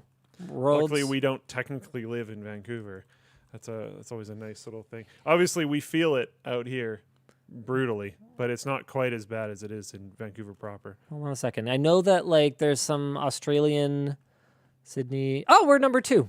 We're number 2 behind Hong Kong. When is that article from? This is from December 2021. This is recent. Okay. With that said, Hong Kong, there's apparently an exodus going on there right now because of the crackdowns and everything else. So maybe the situation will change there and we can be back on top Yay. Yeah. We're the best at being the worst. Sweet. Yeah. Crazy though, right? Yeah. I don't remember where we were going with this. But I buying don't multiple know. houses, that's a big one. And Yeah. renovations. I can speak from experience. Renovations can be a really, really good way to spend an insane amount of money that you will never get a return on. Oh yeah. The builder Like that upgrading your car. the builder we were talking to was telling us, actually, I think it was the ones who did the boiler system, were telling us about a place that they did, I believe it was up in Whistler, for an athlete that apparently had on tap beer, like, plumbed into the house. So not just like in a bar, but like there were beer taps like everywhere. Like, if you can dream it, there are boutique home builders that Oh, can yeah. build it for you. Yeah. And I was like, wait, what? My uncle has done some just absolutely incredible builds. And like they pride themselves on really high quality and all this kind of stuff. And like Yeah. I can appreciate the craftsmanship, but some of the costs of the houses and stuff that they build, they're just like, what the even, how did they even possibly make this much money? Like I just, oh man, I don't know. Yeah. Flipped a mattress says, how the F do you keep it cold? Well, remember, I did say that the company that was talking about this was the one that did the boiler system for our house. It's just in floor heat. There's no beer taps. Okay. So that I'm sure they have experience with heating and cooling and all that kind of stuff. Isn't that crazy though? That is absolutely nuts. Oh, I love it. I love it. Apparently, one of the tech giant executives also has a place up there that has snow melts across like hundreds. I think they said thousands of square feet of outside area. So it just has these like banks of boilers that just sit and burn fuel to keep snow off of the patio and off of the driveway for the like 3 days a year that they actually go there. Like just mind bending stuff, guys. Mind bending. Although they spent money. At least they spent it. At least they spent it on something. Yeah, at least those trades got Yeah. work Yep. and we're doing stuff. Yep. That's fair enough. Yep. Oh no, Jaden's gone full eat the rich. Fair enough. But like I've said to David on many occasions here, please don't eat me. I like to feel like I haven't gone full filthy capitalist where I actually like work every day for my money. Okay?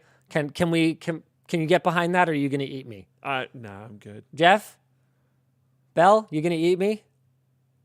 Yes. He's giving me the nod. He's giving me, after all the scraps that I let fall off my table for you. You got my name wrong. I got, You call me Jeff. You oh call my him God, Jeff! I called him Jeff instead of Jake.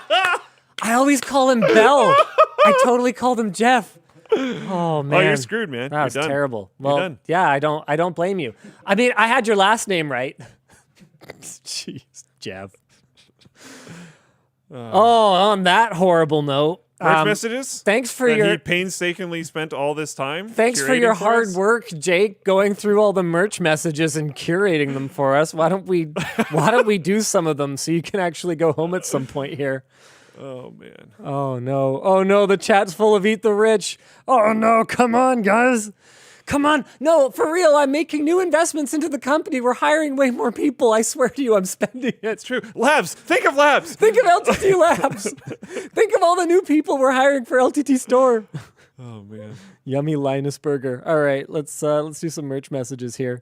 Please spend money. Don't eat me. I swear it supports so many people.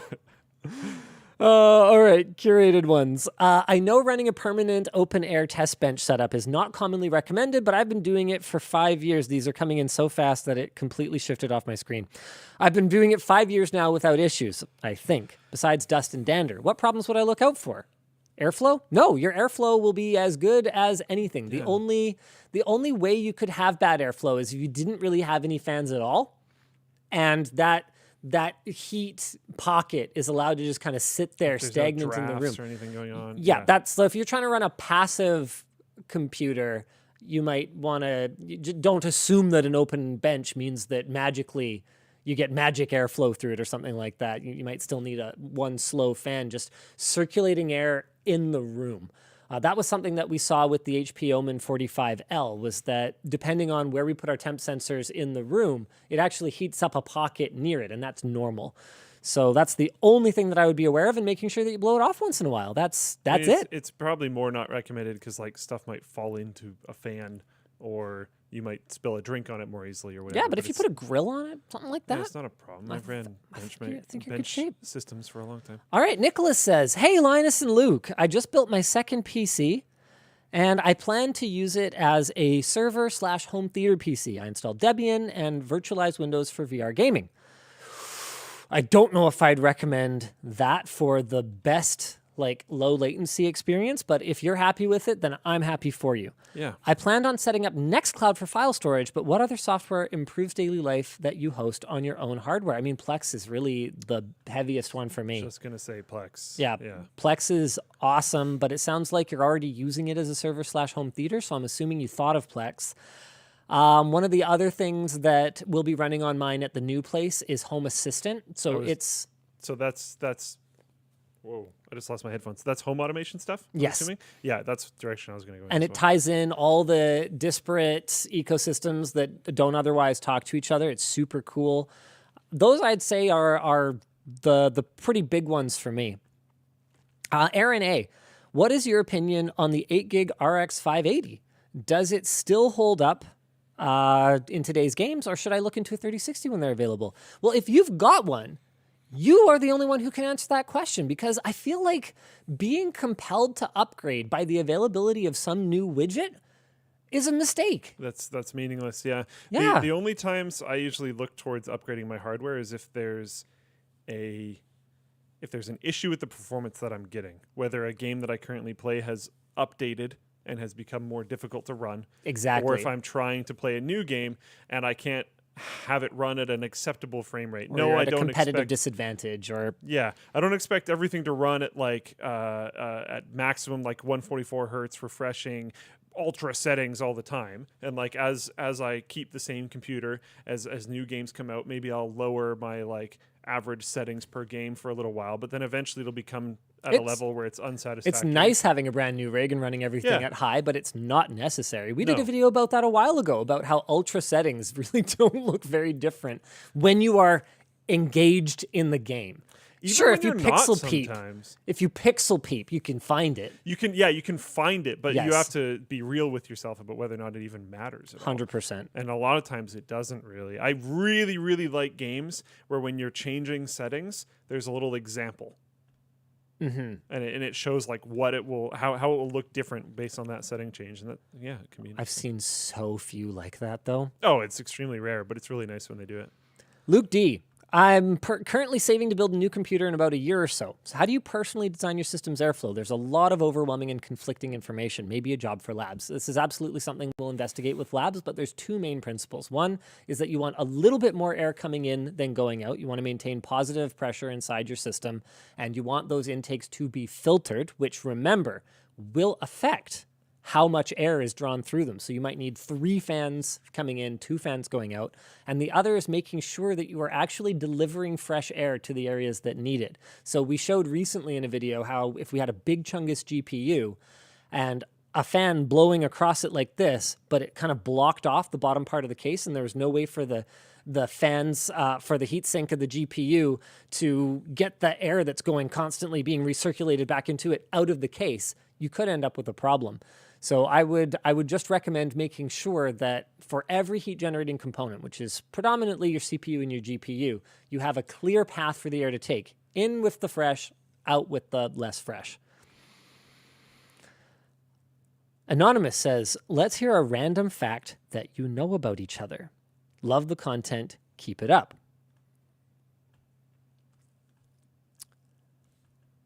I know that Luke lived for the better part of 2 years on nothing but sous vide chicken breast. Yeah. Yep. Sous vide chicken breast, rice, and broccoli. That was the meal. Yeah. What do you got? I know you really like pickles. That was the first thing that came to mind. I don't know. I don't know. We both went food. Yeah. Interesting. Interesting. I think it's 6:50. We're both late for dinner. It makes sense. Yeah, that actually makes a lot of sense. Oh, and I see what's happening. I'm pushing them back up to the... Okay, yeah, I need to hit archive. Anuziato says, first-time LTT store buyer, also watching on Floatplane for the first time. Hey. Any chance for motorcycle content in the near future? I want to leave that to the folks that are just experts at it. I love my bike and I ride my bike, but I don't have track experience. I don't know about all the different, kinds of suspension you can get and tuning and all that kind of stuff. So I feel like with motorcycles, I just don't have as much to contribute, at least until they get a little bit more computer on two wheelsy, which will happen.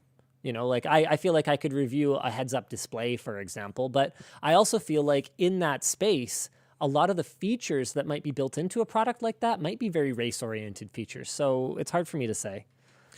There's a lot of comments about the chicken rice and broccoli things. Someone said, I remember Luke from a really old China Super Fun video really just ate an entire head of broccoli. Yeah, I don't know. Don't take diet advice from random tech people on the internet. Yeah, that would be not best. So don't take any of that as suggestion, please. Let's keep going. Yes, Ben, we are working on a water bottle lid with a straw mechanism. It's a matter of time.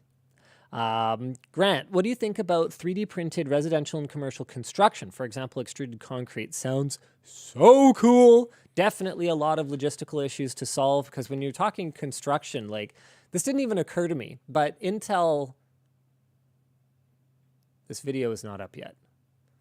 There's a lot of potential issues with. I think the tech is super, super cool, and I think a lot of construction is going to go in that direction eventually. I think there's still a lot of hurdles to solve, because right now, use it for foundation or whatever. I've seen examples where they essentially print the whole darn house, like That's the walls so cool. and everything, and that's sweet. Wiring and stuff becomes really interesting. And they prelay things for windows and all this kind of stuff. But there are unique complications with that construction style. I'm sure there's people that know significantly more about it than me, but maybe look into it. And I'm sure there's a lot more R&D that needs to happen with it. But automation is a big deal, and it's going to come to every industry, including that one. And I think that's one of the ways that it's going to come to construction. I had an email from Valve, and I was like, we didn't do anything bad when we showed the Steam Deck, did we? No, it's all good. It's just That's good. telling me about some stuff. I said nothing. Trust me. Kernel says, do you think a new mainstream CPU manufacturer will even be possible? Well, Apple, I would have said no, and then Apple did it. I consider Apple sort of a manufacturer. Yes, they're made by TSMC or Samsung or whatever, but they top to bottom have, not quite top to bottom. Okay, it's ARM based, but they have made a new CPU essentially. And I would have said that couldn't be done, but then they did it. And then you've got Amazon with their Graviton or whatever they call it, but that's not mainstream. Apple, I would argue, is mainstream. Man, hard to say. I'm rooting for RISC-V, but there's just so much legacy x86 code out there that we still got to run. But then Apple showed it might be possible to emulate in a performant way. I'm afraid to even try to look into my crystal ball on that one, to be honest with you. Justin asks, have you seen the Corridor digital website, and have you ever thought to implement anything like their point system into Floatplane? That way subscribers could choose what content or products their sub money gets allocated to. So the reason that we haven't done anything like that is because I'm a control freak. I like to maintain control of our editorial direction. I like the writing team to come up with what we want to do. And as much as we, love to hear from you guys and we take comments and suggestions, I don't want to be beholden to you guys. It's also much different content. Yeah, I don't want people to feel ripped off because we didn't cover the product that they wanted us to. This motherboard they really wanted us to review. Well, to be fair, this isn't a suggestion box; it's a voting thing. Yeah. So you would come up with the topics. Yeah, but what if one of them was an A and the rest of them were kind of Bs, and I was really hoping they voted for the A. Yeah. It's tough. I don't think we're going to be doing that anytime soon.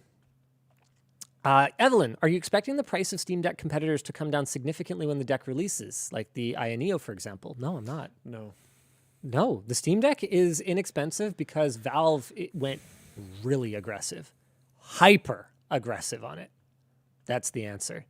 Man, the people who were complaining about the Steam Deck price when it launched, I'm like, guys, this is a laptop with a game controller built into it. You and I both massively went in on how cheap it was, actually. Yes. And I still back that up very much so. Joshua says, hey, Luke, I've heard you and Linus talk about how frugal you can be. Frugal's such a nice, soft word for it. Is there any kind of technology or whatever that you like to splurge on? Yeah. I mean, I instantly bought the Steam Deck. Oh, okay. And VR. I had basically, I think literally every single Oculus prototype you could acquire. For me, it's just gaming PCs. That's kind of it. Headphones. Headphones are a guilty When's the pleasure. last time you bought a gaming PC? Well, I'm talking about when I spent money. Okay, yeah. Yeah, but my computer. But I have literally never purchased a cell phone. Not once. I got my first cell phone from my parents, and then when it died, I inherited one from my then girlfriend who had gotten a new one. And then when I went to work at NCIX, they issued me a BlackBerry. Then my contract allowed for gave me an allowance for a new phone, and NCIX purchased me an iPhone 4, which by the time I left NCIX was irrelevant, and they didn't care to have it back. And then after that, HTC sent me a Windows phone, which I then did an iSwitched thing too. I took my SIM out of my iPhone, I put it into my Windows phone, and we got into reviewing phones, and the rest is history. We now have a bin of phones, so I would not buy a phone today. Yeah. I have never purchased a cell phone. I have never purchased a television. So those are things that I'd certainly enjoy, but are not ones that I have allocated my personal funding to. But I did blow a bunch of money on a receiver and nice speakers. I did blow a bunch of money on expensive headphones back in the day. I would still do that. I'm considering treating myself to a pair of Sennheiser IEMs. AirPods Pros are nice, but they just don't sound the same. Yeah, a lot of my stuff, like back when I used to have to buy it, my computer was always good. It was it was never like crazy. I never went way too nuts, but it was always good. I almost always bought secondhand, even when I did splurge. Yeah, I would do things like the Intel Retail Edge stuff. Yep. I would do things like, hey, I'll build your computer for you, but I mean, we're gonna throw in like a couple extra fans, and I'm gonna take those. Or whatever. Thanks else. for the fans. Yeah, I would like build fee. people's computers or whatever in order to gain some extra part. Or if they had something cool in their previous one or something, I would take that or whatever. Obviously, they knew every time. Yes, obviously. Outside of that, experiences, I guess, is my. That's other not thing. technology. No, but they didn't ask for that. Yeah, they did. Is there any other kind of technology or whatever? Oh, sure. Yeah, Okay. Yeah, experiences is definitely a thing. Like something I really enjoyed doing in Taiwan was this it's called river tracing. Yeah. And I had to essentially hire a guide for the whole day to go with me, and I hiked up a river, up a mountain, essentially, in the river. It was super cool. And when we went on the company trip to Mexico, I did some of my own excursion things in addition to the company ones. I love that type of stuff. I'm super into that. Yeah. Thoughts on high-end portable audio players? Gotta say, I'm not. I don't get it. For me, the phone is good enough, and fine. The DAC sucks and whatever else, but for me, it's at that point of diminishing returns, especially for the amount of attention that I'm giving it when I'm listening on my phone. I mean, in my life, I don't have time to sit and listen to music. Almost always I'm doing something else. I'm playing a game, or I'm writing a script, or I'm always doing something. And so for the amount of attention that I'm giving it, it just doesn't make a difference for me. Okay. Hey Linus, after the Vault Recovery series is over, would you guys make a proper tutorial on how to set up TrueNAS with RAID Z2 and multiple VDEVs for beginners who have multiple hard drives lying around? Yeah, honestly, if you just have multiple hard drives lying around though, you may want to consider Unraid instead. The performance is not the same as TrueNAS, but it's way more flexible, and for home use, it makes a ton of sense. Like even though Jake and I are super into TrueNAS and like higher end stuff at work, both of us run Unraid at home because it's just so much easier to expand your storage. You just put in a drive. You don't have to add a whole additional VDEV of drives. The consumers don't buy stuff like that, or at least they don't want to, right?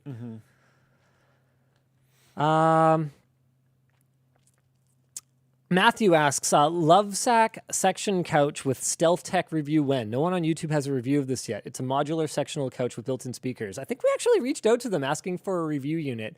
And then basically we have a policy that we will not trade coverage for product. You're welcome to send us a product, but we're not promising anything, because as soon as we trade coverage for product, there are tax and conflict of interest issues. So we like to be upfront. We're like, hey, look, we are interested, is what we'll say. We're interested in reviewing this, and we would like to review it, but we don't promise anything, because I don't want to be stuck making a video about something that is like bad, but not bad in an entertaining way. Yeah, like it's just bad but uninteresting. it's just boring. Yeah. Like I don't want to make boring videos, right? So we basically said no, and then I forget if it ever came back up again, but I think my intention was to just buy one, but we have not dealt with that. So it's on our radar, but we haven't gotten around to it yet. James Y asks, what type of metal are the screwdriver bits going to be? Okay. Do you want to do a couple of other super chats while I run and grab? We've actually got packaging for the bit clips. Yep. I don't know about that one moving forward.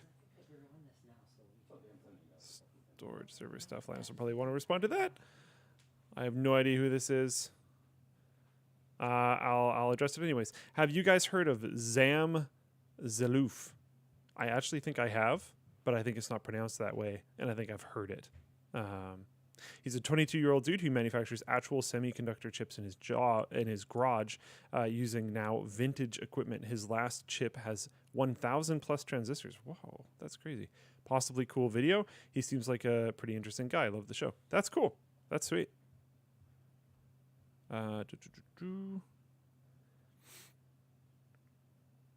You have featured products that would be a great benefit to people who are blind. The webcam with AI, for example. Could the lab please test the accessibility of the apps and product you have to own before you find out they aren't? That could be, and it's what the lab is going to do and how it's going to do it and all that kind of stuff is still so nebulous and up in the air. I would make sure that you bring that up again. I'm not telling you to make another merch message if there isn't something that you want to buy, but you could tweet us, or if there is something you want to buy, do another merch message. I would bring that up again once the lab has people that have been hired for it, because at this time, no one has been hired for the lab. There is nothing actually happening yet. People are going to be hired. A lot of the hiring for the lab is in its final stages or getting close to it, but it's not there yet. So make sure you bring it up again later. Oh, and there's no guarantee that if you haven't heard back that we won't reach out. We just haven't finalized how many positions we're hiring. Yeah. But a lot of the ones that we do know we're hiring are quite far in. Yeah. Did this get unplugged? Oh, how'd that happen? Whoops. Okay, so I thought it said on the packaging what they were made of, but it actually just says blah, blah, blah, 20 millimeter. So it doesn't come in the screwdriver? It just comes in its own little box? Yes, you put it in yourself, because basically the labor cost of doing it that way was like really high. And we were like, this doesn't make any sense. I mean, because who cares? We expect a lot of people to build out their own bit load anyway. Yeah. So at launch, we're going to try and have all of these available, which are additional bit sets. So we'll have ones that mirror the shipping one, the one that it comes with, in case you just want more of them. And then we'll have ones that are basically tuned for everything. So we'll have a Philips set, which has 2 Philips zeros. Can I open this? Yeah. 4 Philips 1s, 4 Philips 2s, and 2 Philips 3s. just in case you want to have extra Phillipses. We'll have a metric hex set that'll have everything from 1.5 all the way to 6. We'll have an imperial hex set that goes from 0.05 to 1/4 inch. We'll have a Torx / security Torx set that is T3, T4, T5, T6, 7, 8, 9, 10, 15, 20, 25, and 30. And then we'll have the FU set, which we're calling the specialty set, which is basically when manufacturers say FU, and it'll have things like tri-wing, pentalobe, super, super tiny Phillipses. So Y000, Y00, Y0, Y1, Y2. Actually, that's not Phillips, is it? It's something else. Is that like Posidrive or something? I can't remember what that one is. What is Y? Oh, no. Y is tri-wing, if I recall correctly. Yeah. And then it'll also have that weird like spanner bit. So these will all be available for like pretty reasonable prices at launch, but all it says is black phosphate finish. Unfortunately, it's not actually on the package, and I don't remember, but I told Kyle to get the best one, so hopefully it's the best one. He went all engineering on the answer to me, and he was like, actually, there isn't a best metal to make bits out of because there are trade-offs between malleability Better for different things. And rigidity and shatter proneness and stuff like that. And I'm just like, okay, that's fair enough, but I want the best one for the what we're doing. He's like, okay. Someone asked, and I accidentally clicked archive, but I remember what it was. How's the house coming along? You keep getting unplugged. I know, right? Dang it. House is coming good, not great. We're hoping to be moved in soonish. There's an update video coming, so it's actually shot and edited already, so it should be coming really soon. And basically, we caught them the day before they started putting up drywall. So it's kind of a a tour of behind the drywall, all the tech that we've built into the house over the last few months. So I'm really, really excited to show you guys that. It's my dream tech house. There's just no other way to put it. Will there ever be something on product pages that names the designer or designers main planner or planners of a product? I would love to see who has had their hand in doing which products. Interesting. That's not something that we had planned, but something that you can do if you want to get insight into that is subscribe to the newsletter. We actually had one that went out today. Happy 2022, y'all. Nick put this together. We had a busy start to the year. That's why we haven't sent any out this year. If you haven't seen the recent LTT videos featuring our new cable tester, they're recommended but not required to boost your understanding of some of the concepts outlined in this update, because Kyle put together a sick, like absolutely awesome little lesson for you guys about how crap USB-C cables are and why. Check this out. So this is the kind of stuff that like a good engineer can do if you actually give them time. So he's disassembling the cables, finding, let's have a look here. This is probably a really long one. He actually gave me this in person when we had our merch meeting on Tuesday morning. Shielded differential pair. Yeah, all of them failed our signal integrity testing. Here we go. So this is really important. Shielding is not wireless. It's like putting on an ungrounded ESD band and expecting the static to be magically absorbed, because the cables that we got out, they have shielding. You can see the shielding wrapped around these differential pairs here, or signal pairs, or whatever you want. I think they're differential pairs. Look, I'm not an engineer. My lingo might not be quite right. But the shielding here, it's not grounded to anything. Yeah. So it's just sitting there. This doesn't do anything. Amazing, right? So he shows what it looks like when one is actually grounded correctly, which is super cool. Explains how there needs to be a third conductor in with the twisted pairs. It's almost like following the spec actually makes a cable work. Haha. Woo! Could he make the bad cables work? This is not something I would have necessarily told him to spend time on, but he did. So he tried to take the not properly shielded ones and ground the shield to see if they'd get any better. No, they still failed. So we are hard at work on our cables. I promise you that when we launch them, they will be awesome. And if you guys want to know more about the behind the scenes of what's going on at Creator Warehouse, you're definitely going to want to sign up for the newsletter because you can expect more educational stuff like that. It's not just about selling you stuff. Yeah, we're going to want to let you know when there's something new for you to buy because like that's how we survive. But we also want to make sure that it's another content stream for us. So make sure you go. Iceberg says, hey, there's still no archive available for the newsletters, which for really cool ones like this, there really should be. It's coming. Oh, Tynan's in the float plane chat. Hey, thanks, Tynan. It is S2 tool steel with a black phosphate coating. Oh. It didn't even occur to me to message Tynan or Kyle because it's like after hours. But hey, if Tynan's going to be in the chat answering questions, might as well. So Tynan is one of our other engineers in Creator Warehouse. It's also super cool. Also has improved at badminton a lot in the last year. And I haven't. You've improved a little. Well, I haven't been there. Well, not lately, but you improved a little before you stopped coming. Yeah. I want to go back. My shoulder's just been messed up for people that don't have context there. Are we going to test the Steam Deck running Windows? Oh, of course. Okay. Yep. Yeah, Someone of just course. asked, and I just wasn't 100% sure. Okay, that's the general one. I'm checking the incoming, by the way, if you want to keep going through curated. Yeah, I was just having a look at some of the topics that we didn't cover today. Oh. Maybe we'll just push them to next week or something. I got nowhere to be. I don't know. I was just no. I don't want to cover them all. Let's tonight. do it. WAN show till midnight. No. Let's go. No. Also, when the lab is up and running, will you be evaluating your own products to see how they hold up and also publishing those results? That's not the first time we've had that request. I think I forgot to ask you about that. I don't see why not. I would think we'd have to, but the thing is that they would be collaborating in the early stages. Like we would use the lab to internally validate things, I guess. And you'd probably see that type of stuff in the newsletter and whatnot. So like it might not be Yeah. in the exact same way that other products are. I mean, if it's something that if it's a tech product that we ultimately release, then yeah, why not?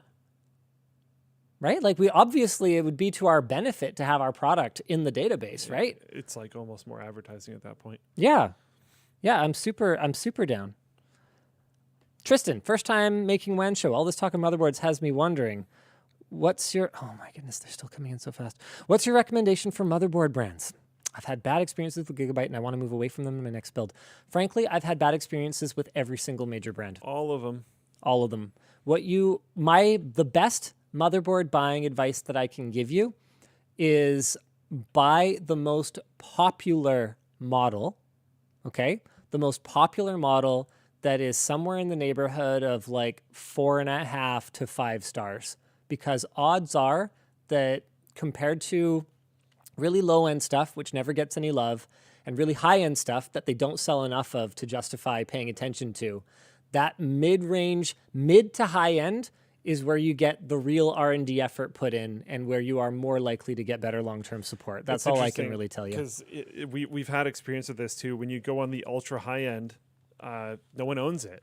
So you're going to be the only one that runs into certain problems, then there's no fixes for it. And it's like, what? So we're going to piss off like 800 people? You know, when you're a company at that kind of scale for almost any of them, really. Yeah. I've seen it. There's a question here asking if we think we will ever sell our own mice or keyboards. Absolutely. That's something that we would want to explore. I think that for us, the big question has to be, what are we contributing? What are we adding, right? Because let's take a mouse, for example. Are we going to be able to go toe-to-toe with Logitech for cost? No, obviously not. Are we going to be able to go up against Razer for branding? No. Come on, right? Are we going to go and sponsor esports teams like HyperX? No. No, right? So we have to have our own angle. We have to figure out what is our place. And then we have to figure out if we can actually build something that matches what we imagine our place to be. So those are big questions that you have to have the answers to before you can undertake a project like that. Sean says, from New Zealand, I've recently built a storage server running Unraid to consolidate a number of hard drives that have a lot of duplicate files. Can you recommend any tools to help sort through duplicate files? I've actually looked for this not that long ago. I was trying to get rid of duplicate photos. I wanted something like the old Canon Zoom browser software, but modern and like just to deduplicate things. And I didn't find anything good. I found a couple open source ones, but my library was so enormous that they just weren't able to handle it in a reasonable amount of time. And I got distracted because I had other things to do and I gave up. So that's where I'm at on that. Maybe know the chat will have some ideas. There's stuff out there, but I haven't used anything in forever. I wouldn't know of a particular recommendation. Dupe Guru is recommended by Fulp Dematris. So I'd be careful. Yeah, it could be terrible though. It could be adware for all I know. So I'm not recommending anything. Sorry. Alexandra says, Alexander, very excited about the lab. Any plans covering the privacy aspect of different devices when analyzing them in the lab? For example, when comparing phones, VR headsets, set-top boxes, smartwatches, etc. That's a difficult thing for us to tackle now. It's something that we want to consider in the future. Something we've talked about, for example, is the percentage of your TV home screen that is taken up by ads. Yeah. It's like it's a simple benchmark, right? But I think it's a meaningful one. In regards to privacy stuff too, there's maybe some stuff that the software engineer that works in the labs department could do to try to monitor things like like various Internet of Things devices that are around your house. Yeah. What type of calls they're making out to the internet. For sure. It could be something interesting to check for. Paul asks, do you plan on doing more videos on non-terrestrial ISPs similar to the Starlink video? I know a lot of people are still without high-speed internet or an internet connection in general. It's something we're very interested in, but it's something that is not always trivial to get your hands on and then get rid of in a timely manner. Yeah. Like Starlink was super easy. We just ordered it, set it up, said, hey, we don't want it anymore, and shipped it back. I'm like, They have like Starlink Pro or whatever is coming. It's way faster. oh, really? Oh, I haven't seen that yet. Yeah, I don't really know a lot of details around it, but Darren says, it's my 22nd birthday today. Hey, happy birthday, Darren. For Luke and Linus, I'm in penetration testing class and was wondering how LTT and Floatplane handle testing their platforms. Do you do internal testing only or do you hire out for verification? What a good question. Luke, what do we do? internal testing. Internal testing. Hiring out for verification is a very good idea. It can also be extremely expensive. It's not something that I would recommend against, but you do have to consider your company's size and the type of money that you can spend on that type of stuff. And the type of data and whatnot that you're dealing with, right? Like if you're a law firm website that actually deals with important documents through the platform for some reason, like, yeah, you should have internal and external looking at your service, making sure it's really secure. But yeah, we just do internal at this time. I'm not saying it'll be that way forever. And actually, luckily, we have a very good and positive community that has poked around and sent us stuff to our like support channels and be like, hey, this thing is maybe not great for whatever reason, and we look into that. So we don't pay for external, but thanks, bros. But thanks, bros. Bros and gals Yeah. and everything in between. Yeah. Bastion says, I'm making a studio desk with a rack mount PC. Do you have any advice about rack mount cases on the market? Oh man, most of them are just terrible for a desktop PC. That was why I ultimately built my own for my water-cooled system. Unfortunately, I just haven't looked into it for a long time. And Bastion also asks, Luke, when you code, what kind of music helps you get in the zone? Oh man. Mine is Warcraft 2 or Jazz Coffee Shops. Jazz Coffee Shops is a pretty standard one that I've used for a long time. You mentioned Warcraft 2. Kelithin? Yeah, that's been one that I've used since I was like 14. Kelithin. Ruben says, I started watching when I was pretty green in IT. I am now the endpoint architect for a large healthcare provider. Nice. Thanks for helping me stay inspired and entertained through the journey. Love seeing LTT grow. Hey, thanks so much, Ruben. Heck yeah. And final merch message for the night. Carite. Will there ever be something on the product pages that names the design? Oh, we already did that one. Oh, we already talked about that. Just didn't press archive. Okay, see you later. Oh, wait, here we go. Anonymous says, can you post a list of all the tech in your new house and how much it costs? As a fellow 1%er, I want to deck out my house as well, but I don't know where to begin. So, Pay someone. You're a 1%er. also, if you don't know you need it, you don't need it. No, we want him to spend money. We want the 0.1 percenters to spend money. Okay. I mean, also, yeah, they should spend money too, but like, oh man, see, that's the thing. I don't want to advocate for people just mindlessly consuming either. Well, I'm not worried if 1%ers do that. Okay. Outside of that, I would strongly agree, as per usual. But Okay. I mean, that's my take on it. You don't have to share it. That's fair. Okay. Thanks, Tyler F. Snuck one last one in there. All right. I think we're calling it for today. Thank you guys so much for tuning into the WAN show today. We actually had a ton of viewers today. This is crazy. You guys are amazing. We had a bit of a lull there in viewership, and then it's like stormed back today. You guys are awesome. We'll see you again next week. Same bad time, same bad channel. Bye.